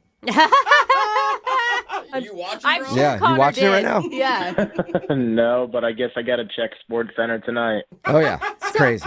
I mean, even though you said that only lasted a minute or two, I think that's all it takes. Like, if that was an issue for her in previous relationships, and she's like, red flag, I'm not getting into that again. Maybe her past was haunting her. Yeah. Yeah, we'll find out. All right, I'm going to dial her phone number right now. Here we go. Hello. Hi, is this Kate? Yes. Who's this? Hey, Kate, how are you? This is Jubal from Brooke and Jubal in the Morning. Okay. Are you familiar with the show? Kind of. Okay. Oh, is it kind big- of familiar is what we go for, so that's good. Hey. I'm calling today because actually one of our listeners emailed us about you because you're super hot on Instagram. Yeah. So we just want everybody to follow your Instagram. So you want to shout out your handle or no? Wait, are you serious? Like, what is this? No, we don't want to just promote your Instagram. This dude that you went out on a date with named Connor actually emailed us. And Connor has been trying to get a hold of you, but apparently you don't want to go on another date. No, I don't. Did you just find that he wasn't the right person for you? I don't know, like, it was okay at first, but then he decided to be like a jerk at some point during the night. Was it because he stopped listening to you to watch sports for a second? Wait, how do you know about that? Well, because we talked to Connor and he told us all about your date. So did he tell you about how I, like, broke my heel on the date? Yeah. Mm-hmm. And he said that you guys... Oh, that's right. He did say he laughed at you a little bit. It wasn't even the fact that he laughed. Like, that part wasn't a big deal. But then, like, so we went to go get new shoes because, like, obviously I can't walk around like that. So we're at the shoe store, and I just kept, like, trying to drop hints and be like, yeah, like, these were, like, my favorite shoes. I'm so upset. Like, this happened on our date. Oh, yeah. What's the hint, though? I don't get what your hint was. What I'm saying is my shoe broke on our date. So I feel like that means it's his responsibility to buy me new shoes. What? Wow. Why would that be his responsibility? Did he break your shoe? It's not like he physically broke it, but it's kind of his fault because if I was sitting at home, my shoe would not be broken. No. Okay. No, that is a stretch. That Yeah. is such a big stretch. I don't feel like that should be his responsibility. Well, think about it this way, though. He invited me out. Like, I expect him to pay for, like, the meal, drinks, like, whatever we do. Okay. So, like, by the same logic, if my shoe breaks, that's just an expense of the date. That's a date expense? That's like saying if while on your date your car gets stolen, he has to replace your car. Right? I mean, but that would never happen because I would never drive myself to a date. It's just like, it's a thing for me. Like, you know, like I want to date a guy who's going to be like considerate. You know, like obviously if I'm upset that my shoe is broken, he should care. Oh my God. Okay. You are so high maintenance. Wow. I don't like being called high maintenance. I'm just saying I know how I deserve to be treated, and I'm not going to settle for less. Okay. He didn't treat you badly. Okay, whatever. Oh my God. I can't. You have your standards, I guess. This isn't a standard. This is dumb. I do, and if he's not going to meet them, like somebody else will. Wow. Okay, so you're just looking for a sugar daddy. I'm not looking for a sugar daddy. There's a difference. Like, if I was looking for a sugar daddy, like, sure, I could have some dude pay my rent. Like, that wouldn't be a problem. Okay, hold on one second because I think I heard Connor try to chime in there because Connor's actually on the other line listening and wants to talk to you. Yeah, I was going to say, could you guys, like, chill out and let me listen to what she has to say? What? Huh? Wait, what's going on? Oh, yeah, Connor's on the other line, Kate, and wanted to talk to you. Oh, my God, of course. Kate, honestly, I'm just shocked. I had no idea that you wanted me to pay. It didn't even cross my mind for a second. Okay, but that should cross your mind. You know what I'm saying? Like, if we're on a date, you know, like you asked me out, my shoes broke as a result of me being out with you, and I don't understand why you wouldn't think that you should even offer. Look, you're probably right. I just wish you would have asked me. I'm not a mind reader. Wow. I don't feel like I should even have to ask. I think that's just obvious. And then I'm, like, dropping hints, too. Hints. Well, then I need to pick up, like, a copy of Dating for Dummies at the bookstore because clearly I don't know the rules of dating. I'm so sorry. Yeah, apparently not. Like, that was just extremely rude. It was extremely rude that he didn't pay for your shoes that you broke on the date. So there's actually some women who would think it'd be extremely rude if he insisted on paying. Like, I don't need you to pay for my things. I am a successful woman with my own job, and I could pay for my own damn shoes. Like, I'm not asking for a lot. I'm just asking for you to act like a gentleman. Like, that's it. I'm so sorry. This just has never happened to me before. I've never been in this situation. I just really didn't know how to handle it. Well, maybe you just haven't been on a date with girls like me before. Like, quality women. Like, I don't know what kind of, like, trash bags you're normally dating that would just settle for, like, that kind of treatment. But I'm certainly not going to. I'm really sorry, Kate. I was totally out of line, and I promise I will keep an eye out for exactly what you need. I just want to see you again. I mean, I don't really know what else to say to you at this point unless you're going to, like, reimburse me for the shoes. Don't you dare, Connor. Oh, my God. Still on the table? I mean, if you want me to, I totally will. You will. How much did these shoes cost, by the way? Yeah, are they like red bottoms? Yeah. I'm lucky for you, there were some of my cheap ones. They were like $220 or something like that. Oh, my God. $220? Those are the cheap ones. Connor, if you're going to continue this, I hope you have a big bank account. Yeah, dude. Connor, are you willing to drop $220 to reimburse her for those shoes that she paid for to go on another date? Yeah, of course. I had a great time. And Okay. Hey, Kate, would you like to go out with Connor again on a second date? We will pay for the meal. He'll buy new shoes, I suppose. Wait.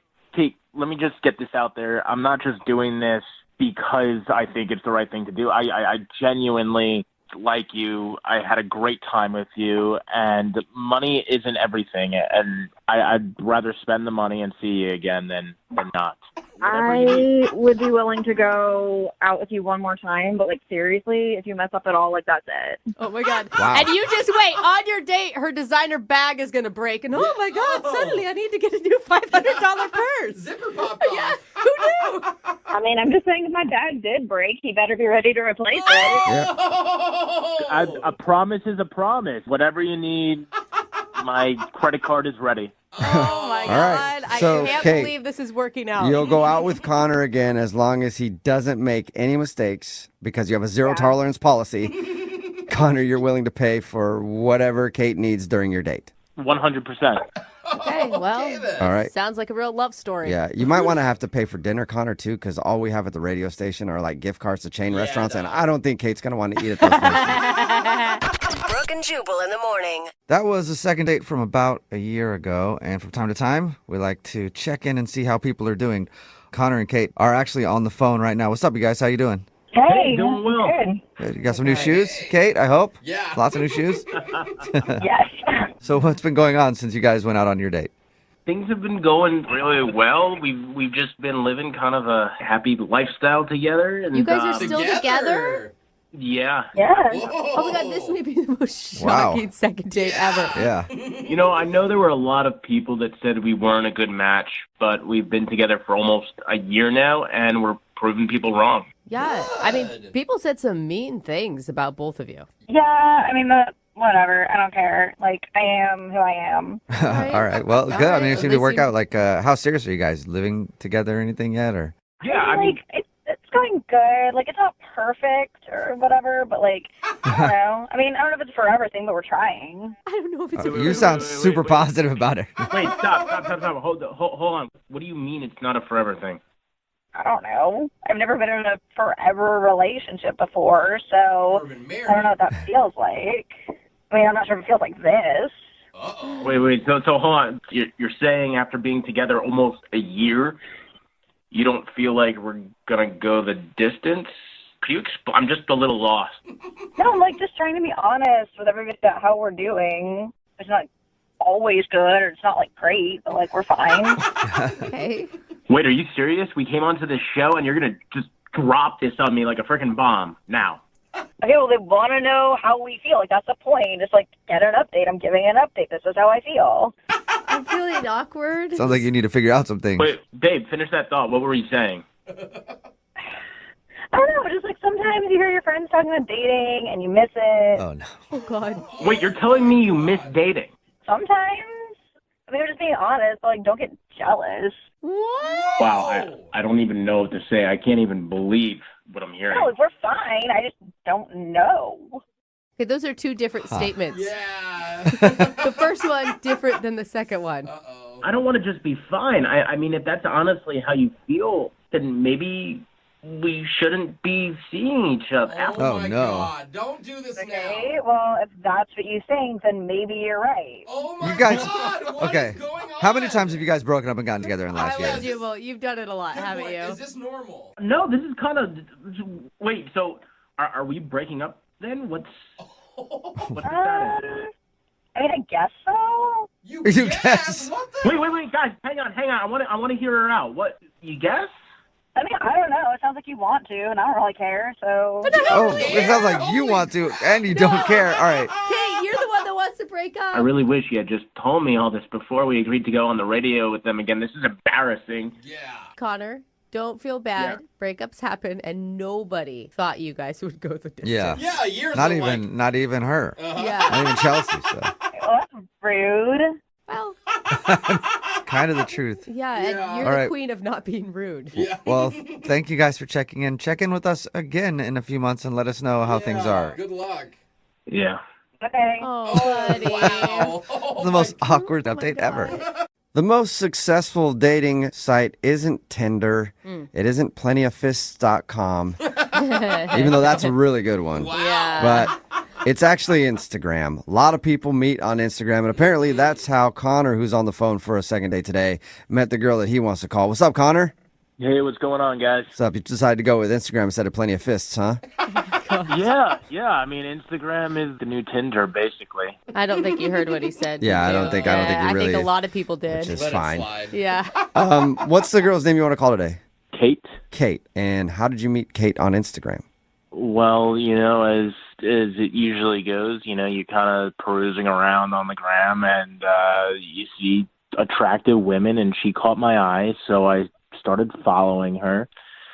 And one day she posted this really phenomenal picture. It's a boudoir picture, and it's stunning. Okay, stunning. Well, send it along. Tag us in it so Wow, we can check you it guys. out. Oh my God. So were you one of the creeps that Okay. commented on it and like tagged your bro in it, and not even in the description, just tagged your bro in her picture?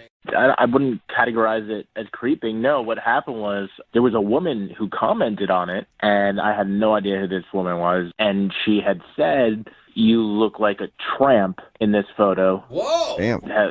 How dare you post something like this on Instagram? Oh my gosh. So you came to her defense? Were you the knight in shining armor? You saw your moment? Yeah, I guess you could say that. So I chimed in and I said, "Look, if you don't like it, just unfollow her.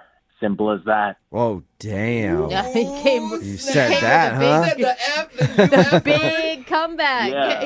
Yeah, and that was my knight in shining armor moment. And Kate had reached out to me and she thanked me. Oh, that's cool. Oh no, All right, that's that's nice. cool. Is that when you asked her out on a date? Yep, that's when I made some moves. And what was it like the first time you guys met in person? It was great. I mean, she looked the same way she did on Instagram, and Awesome. she was really cool. We talked about what she did for a living. We talked about Instagram, and I think Instagram is a way to meet people, whether it's friends or business connections or significant others. Why not, you know? Yeah, for sure. So you thought of her as girlfriend potential then? Absolutely. I was hoping. I mean, this was like the first hot girl I've been on a date with in a long time. All right. We went to a bar, went really well, but things took a turn when we were getting ready to go to the next bar. Why? I don't think it was a big deal, but she was wearing these really high heels, and she took a weird step, and she broke her heel. Ugh. And you started laughing uncontrollably. Look, we kind of laughed it off. We went to the next bar. What, did she just hobble along? No, well, we ended up getting a new pair of shoes for her. Oh, okay. So you stopped along the way to another bar and got a new pair of shoes. Yes, yep. Okay. And then we got to the next bar, and we had a drink. And, all right, I just want to get all these cards out on the table and say that this is the part where I may have screwed up a Okay. bit. Uh-oh. We were having a great time making that connection, and my team was on the television. I just wanted to check out the game and see what was going on, see what the score was. And then I turned back, and she had this, totally pissed look on her face. Whoa! Because Really? how long had you turned around to watch the game? I mean, maybe, a minute or two. Are you sure about that? Or did you get completely wrapped up in it and forget that you were on a date? That's a long time. And did you just turn around while she was in the middle of telling you something important? I mean, I can multitask. No, you can't. Yeah. It doesn't pretty- sound like it at all. It's pretty obvious when somebody tunes you out and starts watching a TV when you're trying to talk. I wasn't tuning her. I was still listening. My ears were still available to her voice. No. Okay, so when you turned around and she seemed kind of upset, is that how everything ended, or did it continue on for a little bit? Things got really awkward. I said I was sorry. It's just my team, and I apologized. And I thought we would be cool and everything would be okay after that, and it wasn't. Oh, no. She said, "You know what? I'm sorry. I got to go meet up with my friends." And I went in for this hug, and it was just the most awkward moment of my life. Oh, no. Then she left, Mm-hmm. and I tried to reach out to her. She hasn't returned any of my texts, and at the time, I was like, what did I do? Now that I'm thinking about it, I'm like, okay, maybe she got upset that I turned around to look at the game for a minute or two. But, that's me just digging for theories. Okay, well, we'll play a song, come back, and then call her and get your second date, all right? Yeah, cool. All right, man. Hang on.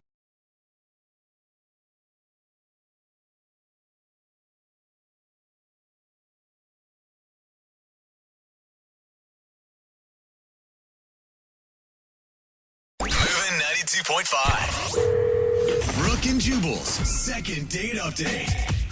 Now gather round, boys and girls. It's time for your second date update.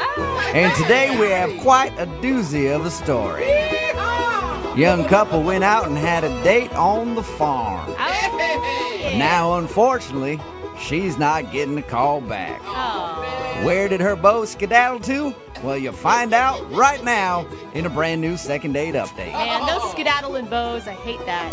Marissa is on the phone to do a second date update today, and that's what her email said. She said she had her first date on a farm. I'm interested to find out how that went. Marissa, what's up? How are you? I'm doing good. How are you guys? Good. Or should I say howdy? Yeehaw. Oh, I like that. Whatever you need me to do to make you feel comfortable.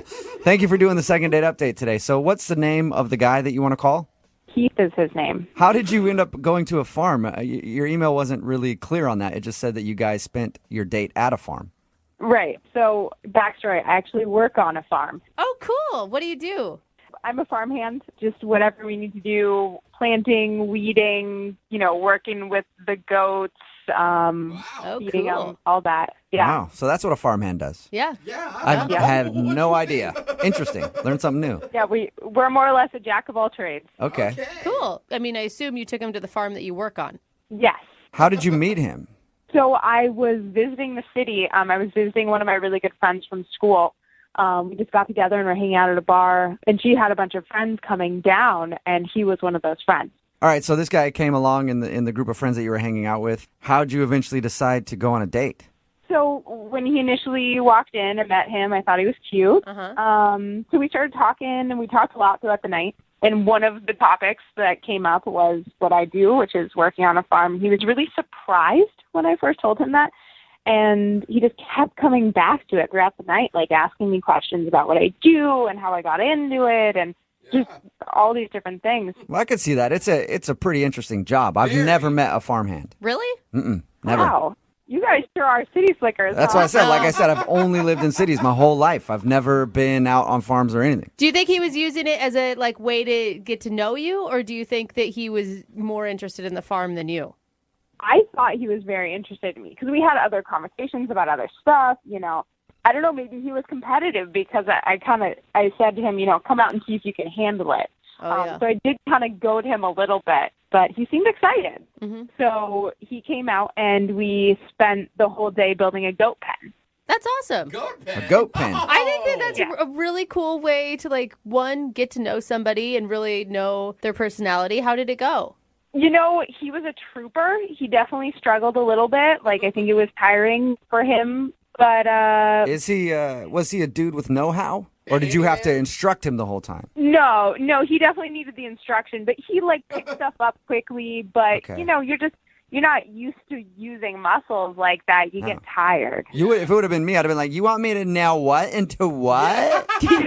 No. It's so dirty in here. Did you see the shoes I wore for Can this we just date? go inside and watch some Netflix or something? Yeah, no, he did show up in Converse, but that was all right. So, I mean, you think he had a positive experience and he wasn't emasculated by having to listen to a lady tell him what to do on a farm, right? No, he was totally cool with that. There was one slightly embarrassing moment that happened.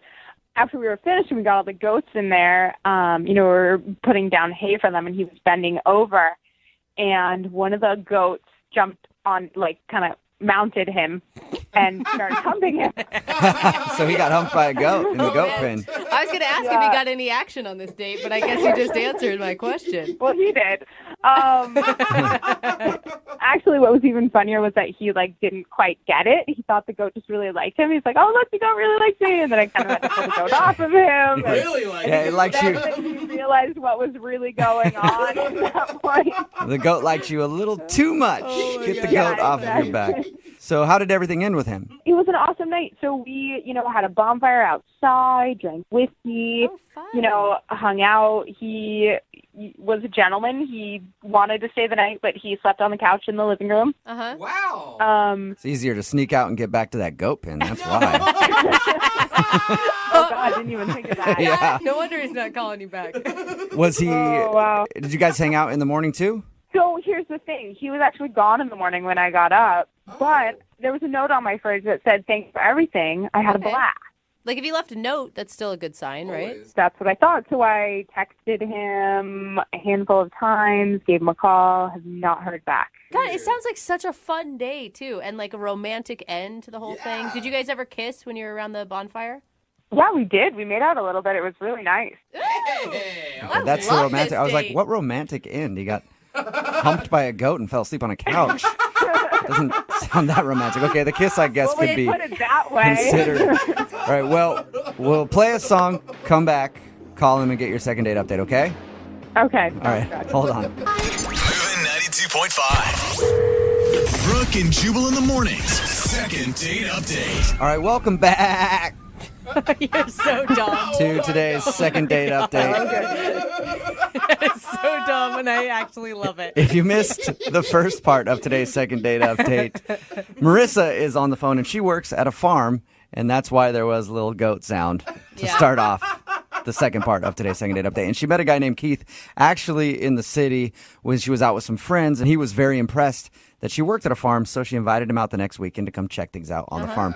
They spent the whole day together. They built a goat pen. Yeah. And It's good, Jubal. thank you. And then they had like a bonfire and whatever at night. And he slept on the couch. She woke up the next morning to find a note on the refrigerator that said, I had a great time. And now she's heard nothing from him. So we're about to call him and find out what the reason is. Marissa, you ready? Yes. All right. Well, here we go. I'll dial this phone number right now, okay? Okay. Okay, here we go.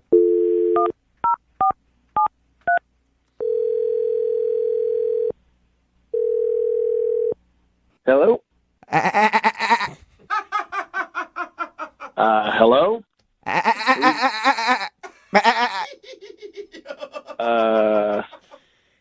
Okay, I think you may have the wrong number. No, Keith. Hey, is this Keith? What? Yes. Keith, how are you? This is Jubal from Brooke and Jubal in the Morning. What? Yeah, he's This so... is Jubal from Brooke and Jubal in the Morning. It's a radio show. A radio show? Yeah, that wasn't a goat who called you. That was me making a goat sound. I bet he was confused. Okay. I wanted to ask you a few questions about a mutual friend that we have. My mutual friend? Yeah. I don't think I have any friends in radio. No, she's not in radio. Her name is Marissa, and you sort of went on a date with her. You want to...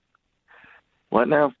I wanted to see if you could tell us a little bit about your date with Marissa, because she emailed us and says that since you guys spent an afternoon hanging out at her farm, she hasn't heard from you, and she really thought you guys had a good connection and wanted to go out again. She said all that, did she? Yeah, she did. It's a lot of groanings. It's a segment we do on our show called the Second Date Update. If you go out on a date with somebody and they don't call you back, they email us so that we can call you and find out why. So A second date? There has not been a second date. No, I know. Yeah. I know. That's what the segment is called. She's basically asking why there won't be a second date. Oh. Did she do something wrong? I don't know. It was okay for a while. It was okay at first as far as dates go. But let's just say it got weird at a certain point. And was it after you were humped by a goat? Well, she told you about that part too, huh? Yeah, she told us all about it. That was one of the highlights, really. I loved it. No, honestly, that wasn't it. That was actually, that was a surprise. But it ended up being, like a funny moment, When she described the date, it sounded so fun. There was a bonfire at the end. You guys made out a little bit. Yeah, I mean, You don't agree, do you? Yeah.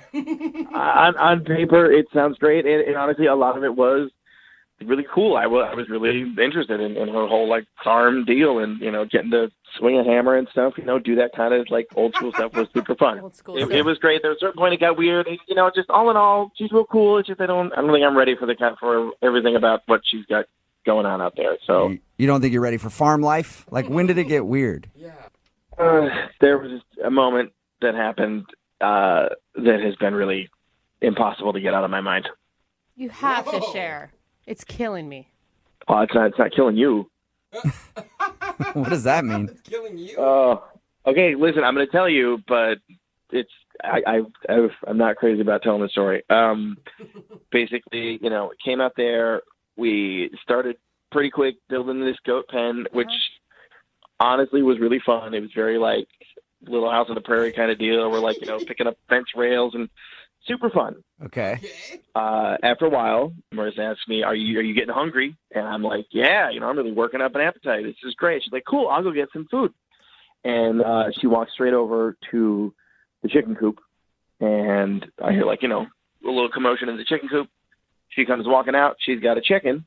And she's like, sort of walking towards the house. And I'm just watching her go, as you do when there's a girl. She's walking away. Yeah, you always watch, for sure. And as she's walking away, casual as anything, she just crack snaps the neck of the chicken. Oh my God! Wait, why? So you watched her murder a chicken?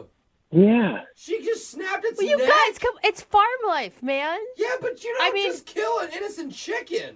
Yeah, you do if you want to eat innocent chicken chicken. for lunch. Absolutely, you do.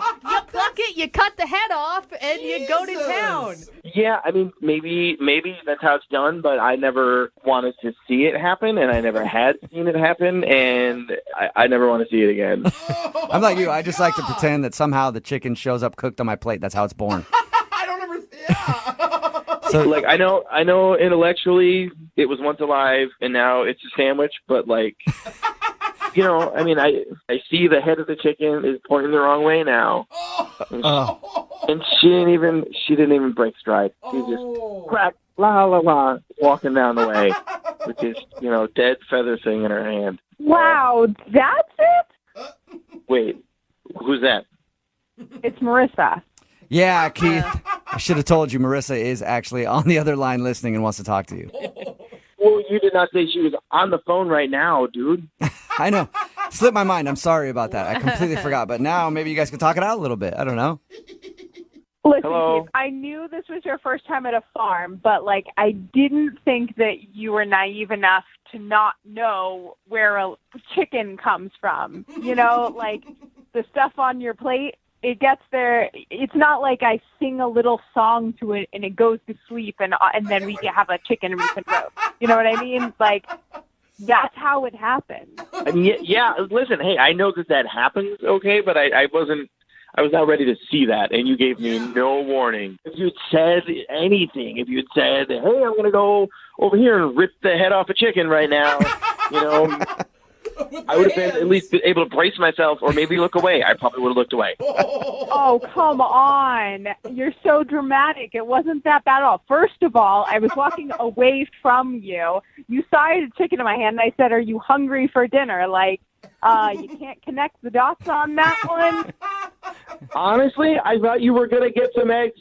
I wanted an omelet. He's like, makes sense. He's like, she's got a chicken. Clearly, she's planning on making an omelet. Keith. Yeah, it's not like I massage its butt and it gives me eggs. Like, that's not how it works. Dude, am I the only one here that's actually really impressed by Marissa? If anything, Keith, I think you should be turned on. I mean, a woman who can take a chicken from life to death, pluck it, and serve it to you for dinner is impressive. Thank you. I mean, if we were like, caveman times, I got a debit card. That's how I go and like hunt things, I don't have to go I don't have to put on rubber overalls before I do it. Rubber overalls sound amazing. I need to know where to pick those up. It's just crazy. Like, you go and you eat chicken all the time, right? Like, why is this an issue? I used to. Oh, right. So now you're a vegetarian because of this whole thing? No, but then you're just a hypocrite. Marissa, this is not like something, in my head or I'm thinking about it and my principles. It's like, it freaks me out. It freaks me out. I don't know if you noticed, but I did not eat any chicken that night. I could barely look at it because I saw what happened to it. And, that night I was sleeping on the couch and I'd start to drift off and then I would just see you just snapping that thing's neck. Oh my God! You hear that, it was Marissa? a horror film. Keith didn't call you back because he thinks you're a monster. Oh my God! Honestly, I thought it was going to take. It has taken me longer than I thought to start to get over it, and I have not I've not touched chicken since. I can't. I don't even like to smell it. It freaks me out. Well, I can tell you it looks a lot worse if you're eating a pig or a cow. Oh, God. And here's the thing. I mean, the way Marissa did it, she probably had a name for the chicken. It lived a good life. You should be grateful for... Well, that makes it way worse. Come on. That's terrible. That makes it like it's a pet, like a puppy or something. Oh, no. For your information, her name is Sophia. Oh, no. Oh. There you go, Keith. God, great. Now I'm going to be having nightmares of Sophia's neck getting snapped. Thank you. Well, Keith, I have to ask the question. I think I know the answer. But would you like to go on a second date with Marissa? We will pay for it. I gotta say no. What is No. Dude, Marissa, you are better off. You don't want a sissy city boy anyway. No complaint here. Oh, man. All right. Well, Marissa, there you... But the issue is, like, he could have at least said something. Yeah. Keith, you never even said anything about it being an Yeah, issue. Keith, you could have handled it exactly how I would have handled it if I saw that. If I saw her snap that chicken's neck, I would have screamed and ran. I would have done it. Brooke and Jubal in the morning. Text in at 78592 that says, OMG, city boys are so weak. I take offense to that. Yeah. The other day, I was getting a manicure, and they went a little too deep doing my cuticles, and that hurt. And you know what? I only cried a little. Oh, how manly. Yeah. Good for you. And a lot of people are texting in at 78592 saying they'd love to date Marissa from today's second date update. If you missed it, Marissa met a dude named Keith. She works as a farmhand. He's like a dude, didn't know much about farms, so they went on a first date to her farm. And the reason that he wasn't calling her back, he's scared of her because he saw her murder a chicken. That's what she was making for dinner. And he saw her kill a chicken, and it was just way too much for him. Dude, I can barely bring a box of dinner to fruition on my stove, let alone kill a chicken and serve it to you. So, Most just people- saying, there's not much more woman than that. Most dudes are texting in at 78592 saying they'd love to date her and watch her kill chickens. I don't know. I'm undecided. I've never seen a chicken die in front of me, so You haven't? I don't know. No, I don't know how I feel about it. I'd be scared to see it and then find out that's my thing. So anyway, if you want to do a second date update, all you have to do is email the show, and we will call the person who didn't call you back. Moving 92.5.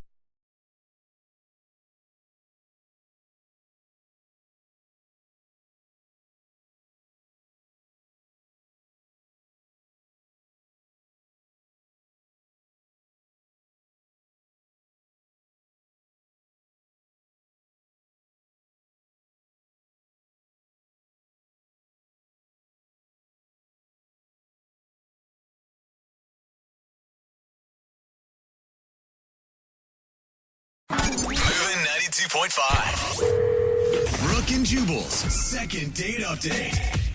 The woman on the phone for a second date update today met the dude that she wants to call in one of the sexiest ways possible. How's that? She was helping him out with a little interior design.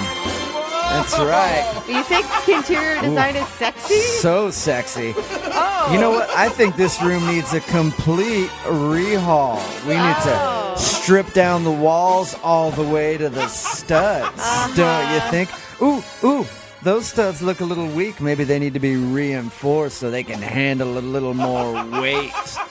Looks like this building hasn't been retrofitted for earthquakes. Let's try to shake the floor a little bit. Oh my God. See if it can handle the kind of stress. Carol is on the phone right now. Apparently she's an interior designer.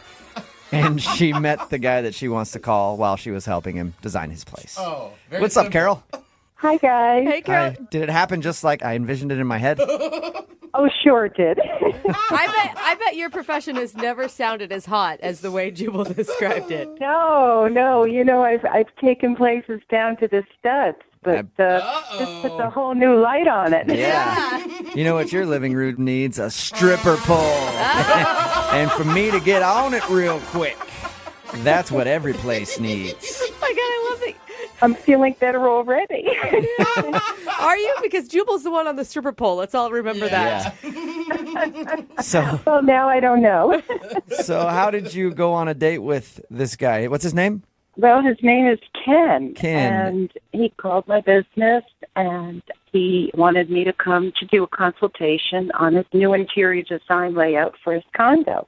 Oh. Okay. So this is routine for me, and I made an appointment. And I went to his place, and he opened the door. And as soon as he opened the door, I felt this instant attraction. So You're like, I had no idea he was going to be hot. How do I do my job now? Yeah, well, hello, Ken. Let me enter your condo. It really threw me. I mean, but I'm a professional, and I went in. The whole time you're just like, this place needs air conditioning because I am burning up, Ken. And he's like, it's actually pretty cool in here. I don't know what you're talking about. All right. Did Ken give you any indication in the very beginning that he was feeling that same chemistry that you were? Not right away, but then as the meeting went on, he brought up something personal, and then I started feeling a vibe. Oh, really? Well, that's good. What did he say?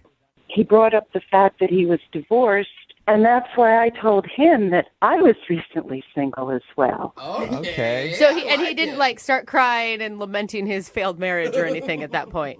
No. Okay.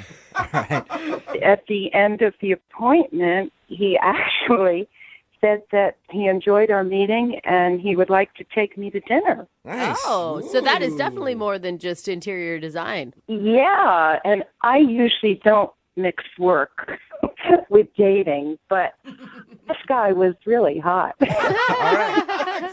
Carol couldn't help herself. Did you actually go to dinner with him? I did. A couple of days later, we met at his condo, and he told me there was a great little local place. So we walked over, and we had a really nice dinner. And that's kind of a setup for him having to walk you back to his place, too. Yeah, I was a little hesitant about that, but, I had been there for a professional meeting, so I felt it was okay. Okay. Yeah. Yeah. Cautious Carol. Cautious Carol. So we walked back to his place after dinner, and I told him I had a really nice evening, and I kissed him on the cheek, and then I left. Okay, so you guys didn't kiss on the lips or do more than that? No. Okay. Yeah, I'm sorry. Look at- she's That's ridiculous blushing. for me to think. I apologize for asking the question. I just wanted to make sure. And were there any awkward moments during your guys' dinner or date? I've been thinking about that, and maybe I was talking too much about my divorce and my ex-husband, maybe more than I should have. Yeah, I would say at all. At all. Yeah, I wouldn't bring that up at all. Was he talking about his too?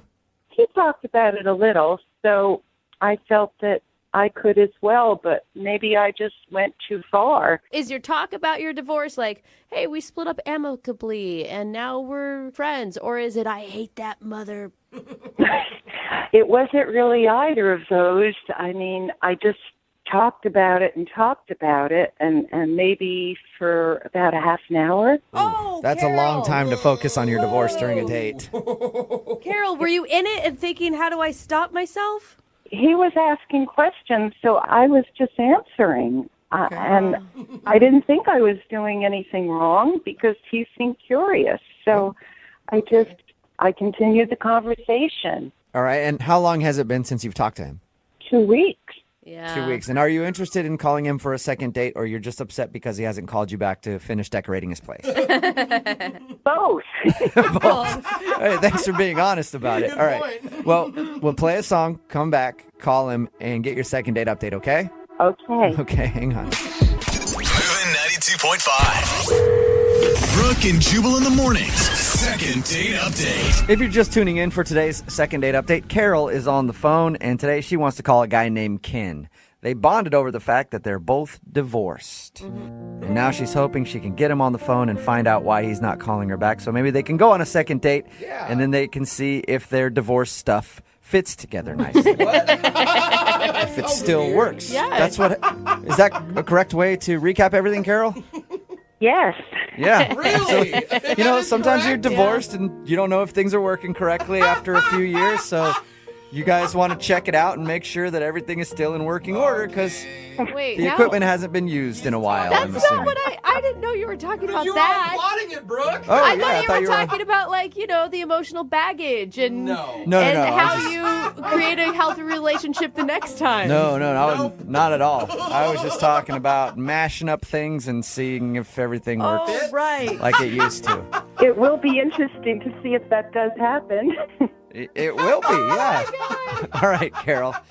I'm about to dial his phone number and get him on the phone. Let me just refresh everybody's memory. You met him because he hired you as an interior designer for his new condo, and you guys went to dinner, but you feel like maybe you talked a little bit too much about your divorce during your date, and that's why he's not calling you back. I think that may be it. Maybe he's just not ready to date yet. Yeah, that's true. Maybe. Well, let's find out. I'm going to dial his phone number right now and see if we can get you an answer, okay? Great. Okay.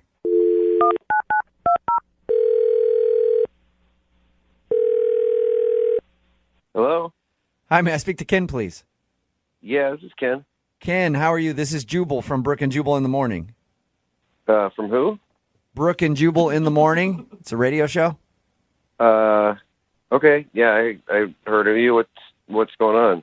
Well, we're calling people today doing a survey, asking a little bit about our listening audience. Can you answer a few questions for me real quick? You're so dumb.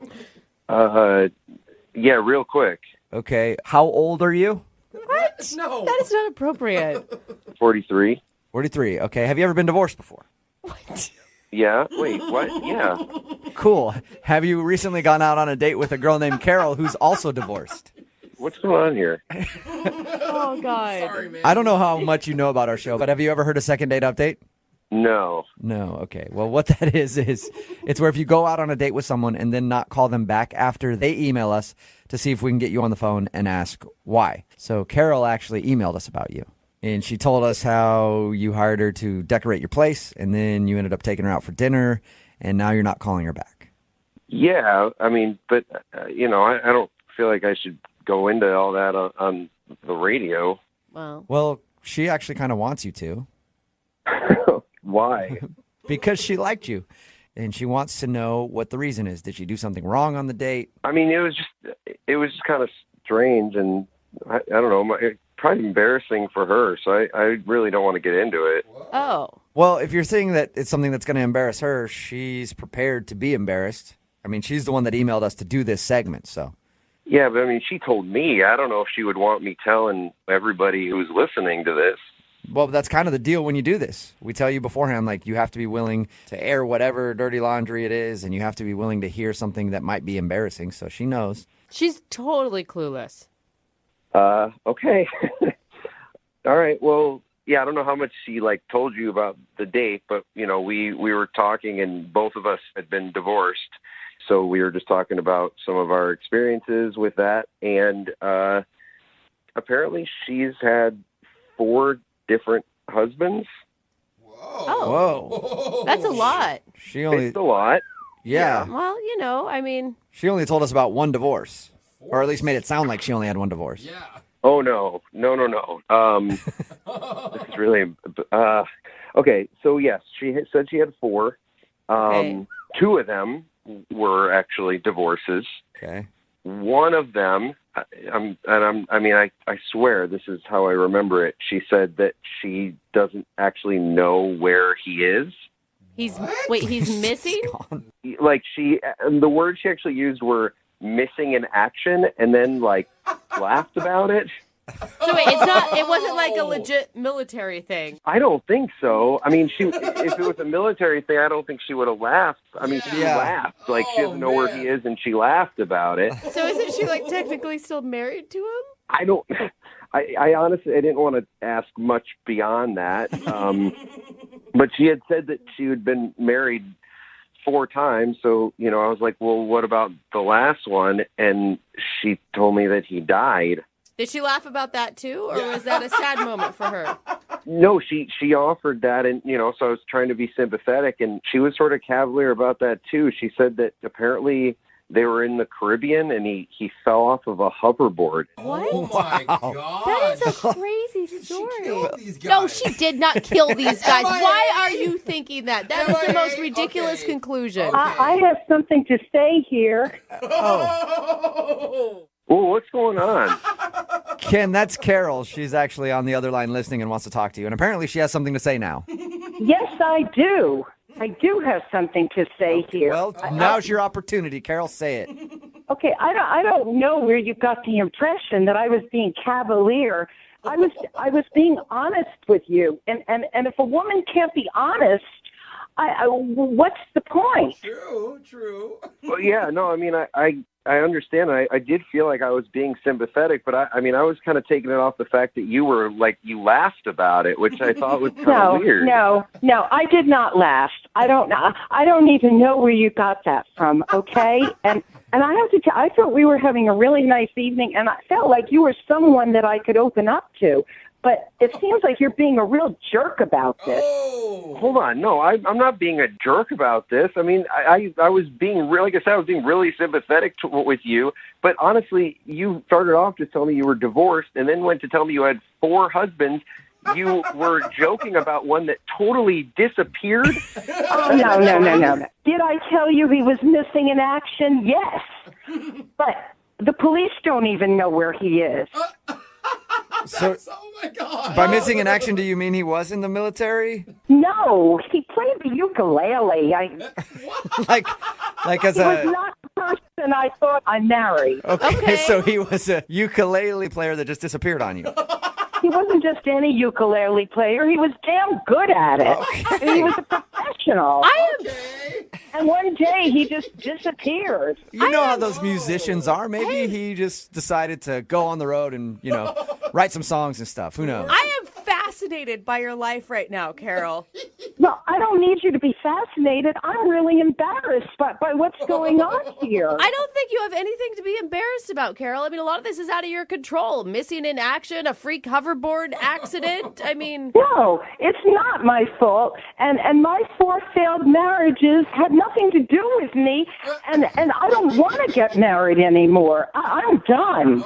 I've had enough marriages. Guys, I think what's getting lost in all this is like this came out all on a first date. Yes. Which was a little bit much for me to handle. I mean, It started off really friendly, but then we're going into hoverboard accident and disappeared and drinking and laughing and that's not a first date conversation in my opinion. Well, Ken, you know what? How about you shut up? I think I've heard enough from you today. Whoa, Carol. We still need to... You know what? Carol, I'm sorry, but the way that you're talking right now, like I'm starting to get a sense of maybe what happened to that 3rd husband. You know what, Ken? That's really a stupid remark. And if Hank were alive today, he'd beat you over the head with his ukulele. Wait a minute, I thought you said you didn't know what happened to him. I don't. I'm just assuming that he's dead because I haven't heard from him in years. Okay. All right, guys. Clearly, I am not the crazy one here. Am I alone on this now? I think you are. I will never say anything mean against Carol ever. I think Jubal is making a wise choice. Ken, would you like to go out with Carol one more time on a second date? We will pay for it. No. I mean, the thought of even possibly being missing or dead husband number 5 is a terrifying thought. I don't want to go anywhere near that. You know what, Ken? I didn't even want to go out on another date with you now that I've heard all this. And you can cancel our interior design contract because I am done. Okay, I don't want you back in my house. At least everybody agrees. Yeah. I wouldn't even go in your place anymore. And for your information, that color palette you had was tackier than the jacket you wore when we went out to dinner. Oh, damn. Oh, Interior she got design. you. Yeah. Boom. Brooke and Jubal in the morning. Text in at 78592 says, did she just admit to murder on the radio? And talking about today's second date update, Carol wanted to call a dude named Ken. They went out on a date, and she was talking about her ex. Her exes, we came to find out when we got him on the phone. She's had 4 husbands, 2 normal divorces. The other 2 kind of disappeared. We don't know. Very mysteriously. Yeah. Well, one died. Actually, did die. She knows he's dead. And the other one was like, I don't know how he disappeared. So Ken was a little nervous about continuing a relationship with her. We do have a possible sighting of the ukulele player, though. Really? Yeah, someone said that there's a player that wanders around my town. Maybe it's her ex-husband. She said that one of her ex-husbands played the ukulele, and he was a professional, and he just took off and had never been heard from again, and that's where he was like, did he take off or did he disappear at the hands of you? Well. So there you go. Thanks for the hot tip on that. We'll investigate. Yes. Remember, if you want to do a second date update, all you have to do is email the show, and we will call the person who didn't call you back. Moving 92.5.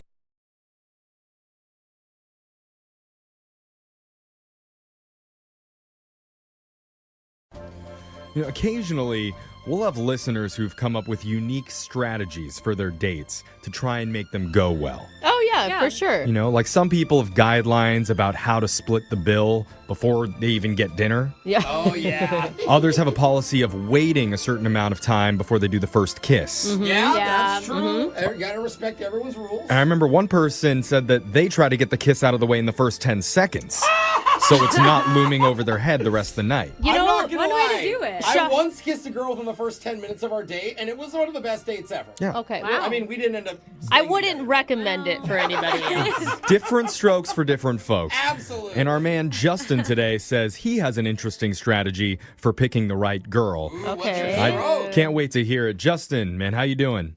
I'm doing well. How you guys doing? Good. You want to kiss right now so the rest of this call isn't quite as awkward? We might as well just give that. All right, okay. Don't do it. That was a Oh, was he kissed nice. back. You guys, that was a sweet one. That was amazing. Okay. There was no tongue. All There right, was yeah, some I chemistry feel like we don't there. even need to call this girl. Yeah. But just in case. He's like, so tell me about it. Yeah. what is the name of the girl you want us to call? Her name is Casey. Casey. How'd you meet Casey? I met Casey on Tinder. Usually I'm not a big fan of Tinder, but I felt like I had a pretty good rapport with her on there. I just want you guys to know that I have a lot of experience dating over the years.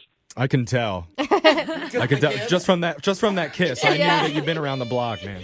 I mean, that can honestly be a good thing or a bad thing. It can mean you're either always single and can't quite get into a relationship. Say, that's my situation. Or it can mean that you're successful. It's like you can get the date, but you don't know how to have a healthy relationship. Yeah. What have you learned from your experience, Justin? Throughout my 20s, I was that guy that tried to impress too much. Like, I rented a fancy car for one girl.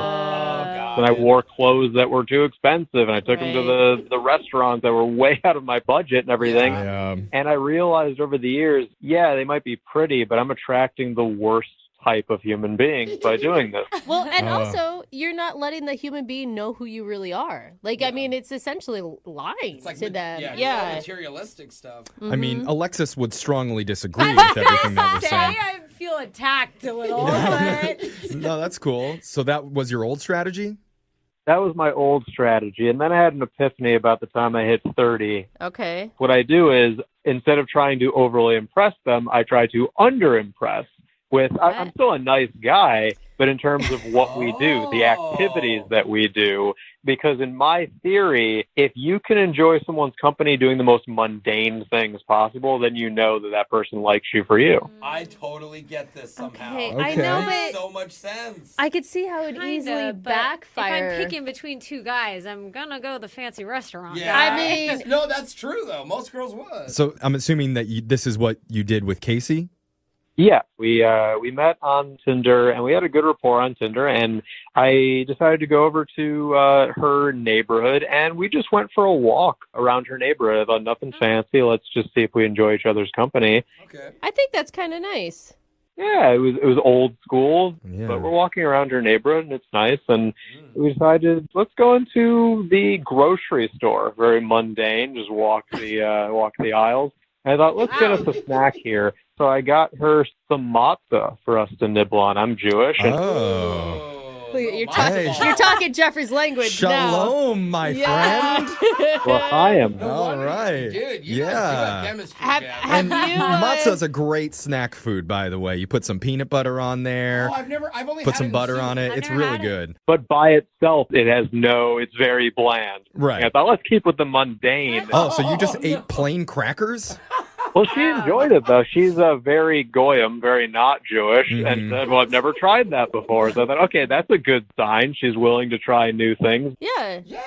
So going into the grocery store and doing these things, did you tell her why you were doing that, or is this kept on the down low? Of course, kept on the down low. I don't want her to know what I'm doing. I want to see how she's going to react. But she seemed to be going with it and seemed to be very spontaneous, and I enjoyed that. And when we were on our way out, she saw one of those old-fashioned horses that you put the quarter into, and she thought, oh, that's fun. I haven't seen one of those in years. And I thought, no, this might be getting a little bit too exciting, a little bit too interesting. So I said, you know what? It looks old. I don't want to break it or anything. And so she said, okay. And we kept on walking. So you took out any chance of fun. Yeah. You squashed. She tried to have a little bit of excitement, and you're like, no. Seems dangerous. The horse can't take away my thunder. That's the way I look at it. You're unthunder. I just Okay. think, like, any time that we've heard of people doing, like, it almost sounds like a test. Like, will she pass your boredom test or something? Yeah. Like, tests always backfire to me in dating. Well, I mean, she seemed like she was having a good time, and she didn't get upset by it, and we kept our walk going. And Good. I thought it was interesting that when we were on our way close to where her place is, we're on the end of our walk, she sees a laundromat, and she says, oh, this is actually where I dropped off my laundry earlier, and can we pick it up? And I said, oh, okay. You're like, now you're speaking my language. That sounds boring. Wow. It's very boring, but to me, what stuck out is we just met each other. We don't really know each other that well, and you're comfortable with me seeing your laundry. That's a big sign to me that she's that comfortable with me seeing her laundry. So how did the date end? I felt like I'm not, you guys were talking about the kiss, getting out of the way. I didn't feel to go in for the kiss. I thought, let's keep it mundane for now. Boring. And then things can progress later, but it ended pretty nicely. We gave each other a hug, and I thought the date ended well, but I haven't been able to get a hold of her since, so I'm wondering what's going on. Interesting. Very boring date, but that was the plan, right? I get your theory that you want to find someone that you can do just everyday things with and enjoy their company. Like, I get that theory. Yeah, of course. But the whole point of dating is it's supposed to be fun. Like, you have your entire married life to be boring. Yeah. Like, why waste it right now? He while tried you're that, dating? though, Brooke. He tried that, and look where he is. No, don't get me wrong. Don't get me wrong, though. It's not like if I'm going to date someone long term, I'm not going to continue the boringness. It's just that first date just to get a gauge right from the beginning. Okay. I get it. I don't like it, but I get it. Okay. I know what your love language is. All right, man. Well, let's try and figure this out for you. We're going to play the most boring song in our rotation. Oh, no. And then we'll come back. We'll call Casey for you and try and get you your second date, okay? Thank you, guys. I appreciate it. All right, hold on. If you're just tuning in, this promises to be the most boring, mundane second date in show history. Yay. Oh my God, I just fell asleep. I thought you were having a Oh my stroke or God. something. No. No, that's That was not bad. Not my opinion. That's actually how Wow. one of our listeners, Justin, purposely planned his date because he has a strategy for finding the right woman and says he plans tame, unimaginative dates to see if they're actually compatible and can still have fun, even without an exciting activity to bond them. Yeah. And so recently he took a woman named Casey on a long, boring walk. They bought some uninteresting groceries together, Oh, wow. picked up her dull, stupid laundry, and ended with a humdrum, half-hearted hug. Yeah. And now she's not calling him back after that. It was so shocking. So Justin, do shocking. you have any guesses as to why maybe you think she's been avoiding you? I don't know. I mean, maybe she's nervous or something, but it was a good date. I mean, she was really down to earth, and I guess here's the thing, Justin. If you liked her at the end of the date or even in a text message later, did you say, hey, let's do something a little bit more fun next time? You know, did you sell yourself a little bit like, I can be exciting too? I mean, I didn't use those words, but I basically said, let's do this again sometime. Not this again, but let's spend some time together again. Let's go to a different grocery store, maybe a farmer's market even.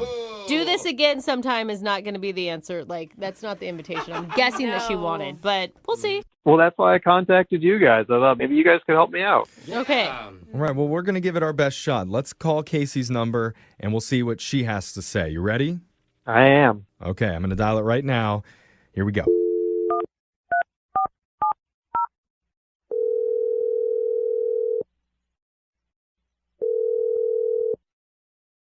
Hello? Hi, I'm looking for Casey. Yeah, who is looking for Casey?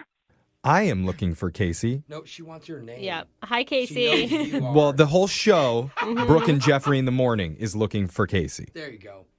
What? We're a radio show. Hi. We're called Brooke and Jeffrey in the Morning, and we've been Yeah. trying. I know who you are. Oh, cool. Oh. Thanks for listening. Why are you calling me? Oh, you sound a little nervous. It's okay. We're doing something you may have heard of before called a second date. That's where if you go out with someone and afterwards, if that person isn't calling you back, you can email us to reach out to them for you and help you figure out the reason why. Got it. Okay. Kind of an exciting thing to be part of. It's pretty thrilling. Uh-huh. Not if you don't know what is going on. Oh. Well, the person that emailed us about you, his name's Justin. You remember him? Yeah. You do. I mean, because it sounds like it was kind of a forgettable day. Well, I don't know. Let's ask her. He told us about what you guys did together, but Casey, would you say it was more of an exciting date, more normal, or kind of a boring date? I would say it was like blah, really. Oh, Okay. Blah. One step lower. Okay. I think that's just above boring. Oh. Yeah. I don't It know. wasn't the worst. It was okay. Okay, which part? Is it okay or blah? I'm confused. That's okay. It can be both. Different levels. Both things can exist. How about it was blockade? It was blockade. Okay, Okay. which part of the date was the most blockade to you? The most blockade part of the date would probably have to be Justin himself. Oh, yeah. Was it? Is We it Justin. Just, We expected that, though. I mean, no. I don't- that's- I no. expected you guys to have good conversation. I mean, that's the way he described it. Is that even though you were doing maybe not the most exciting things in the world, that you seemed to really connect. Well, that's an understatement, but Oh. How did you feel about him? I don't think he has the capacity to have fun. Oh. Well, I don't know if I should be saying anything about this right now, but Casey, what if Justin wanted to be boring? Yes. Like, what if he was trying to seem boring to you on purpose? That's the weirdest reverse psychology lesson I've ever experienced. If that's the case. It is, though. Yeah, it's You know, I've been out with guys like Justin before, and I think that even if we tried to do something fun, he just wouldn't be fun. I don't know how else to explain it. okay. That's Okay, a you just- kind way to say. You think that he's just a boring person in general by himself? I mean, it doesn't really sound that nice when you say it, but yes. Well, I'm just trying to clarify. Okay. I mean, I don't know if that's fair because Justin was trying to come across as boring during the date. No, he wasn't. He was trying to set up boring activities and see if they could still connect. He wasn't himself trying to be boring. He was just trying to set up an environment that wasn't like over the top to see if you two could have a good time even doing the most mundane everyday life activities. Well, I think there might be a fun person hiding deep inside of him that he's just waiting for the right moment to let out. You have to let it out. He missed the right moment. Yeah. I mean, Casey, would you at least let him prove to you that he can be a fun guy? Because he's on the other line listening, waiting to let the fun out. That didn't sound right, Who dude. let the fun out? What are you talking about right now? He's on the line? Yeah. Justin, you there? I am here, Casey. I'm flabbergasted that you don't think that I'm a fun guy. I mean, he just used the word flabbergasted. Damn. The fact that you think I'm boring, me boring? I'm not a boring person. I'm exciting. Okay, Oh. Yeah? I do fun things all the time. Like what, Justin? Define exciting for me, my guy. You know what's really fun? Have you ever downed a couple whiskey sours and tried to do the alphabet backwards? Have you? Because I have. It's not easy, but it's fun. That sounds more like a DUI stop than. Which is pretty much the opposite of fun. Okay, I don't need alcohol at all. All right, let's go backwards. We go ZYX. Okay. No, it's not. It's not. Y. Oh, damn. Party's starting right now. Bro, do I we- feel it. We have to beat this. I don't know what's allowed on the radio, man. Oh, dude. That's not fun, and that's like just some sort of weird gimmick or something. That doesn't make you sound more fun.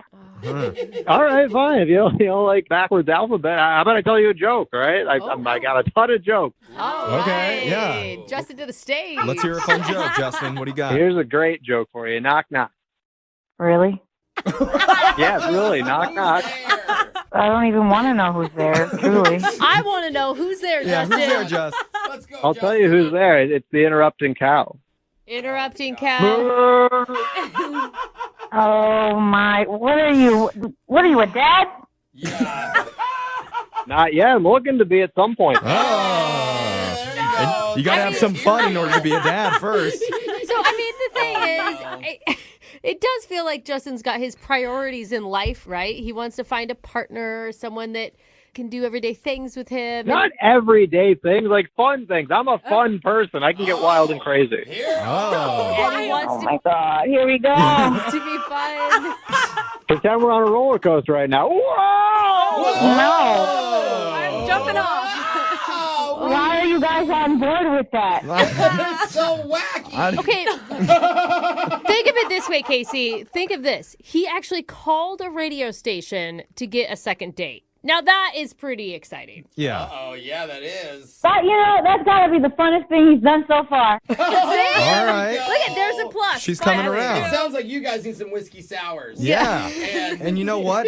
We're willing to pay. I don't need the sour. I just take the whiskey. Okay, we'll just pay for it. We'll pay for just whiskey for you and Justin if you're willing to go out one more time with him. What do you say?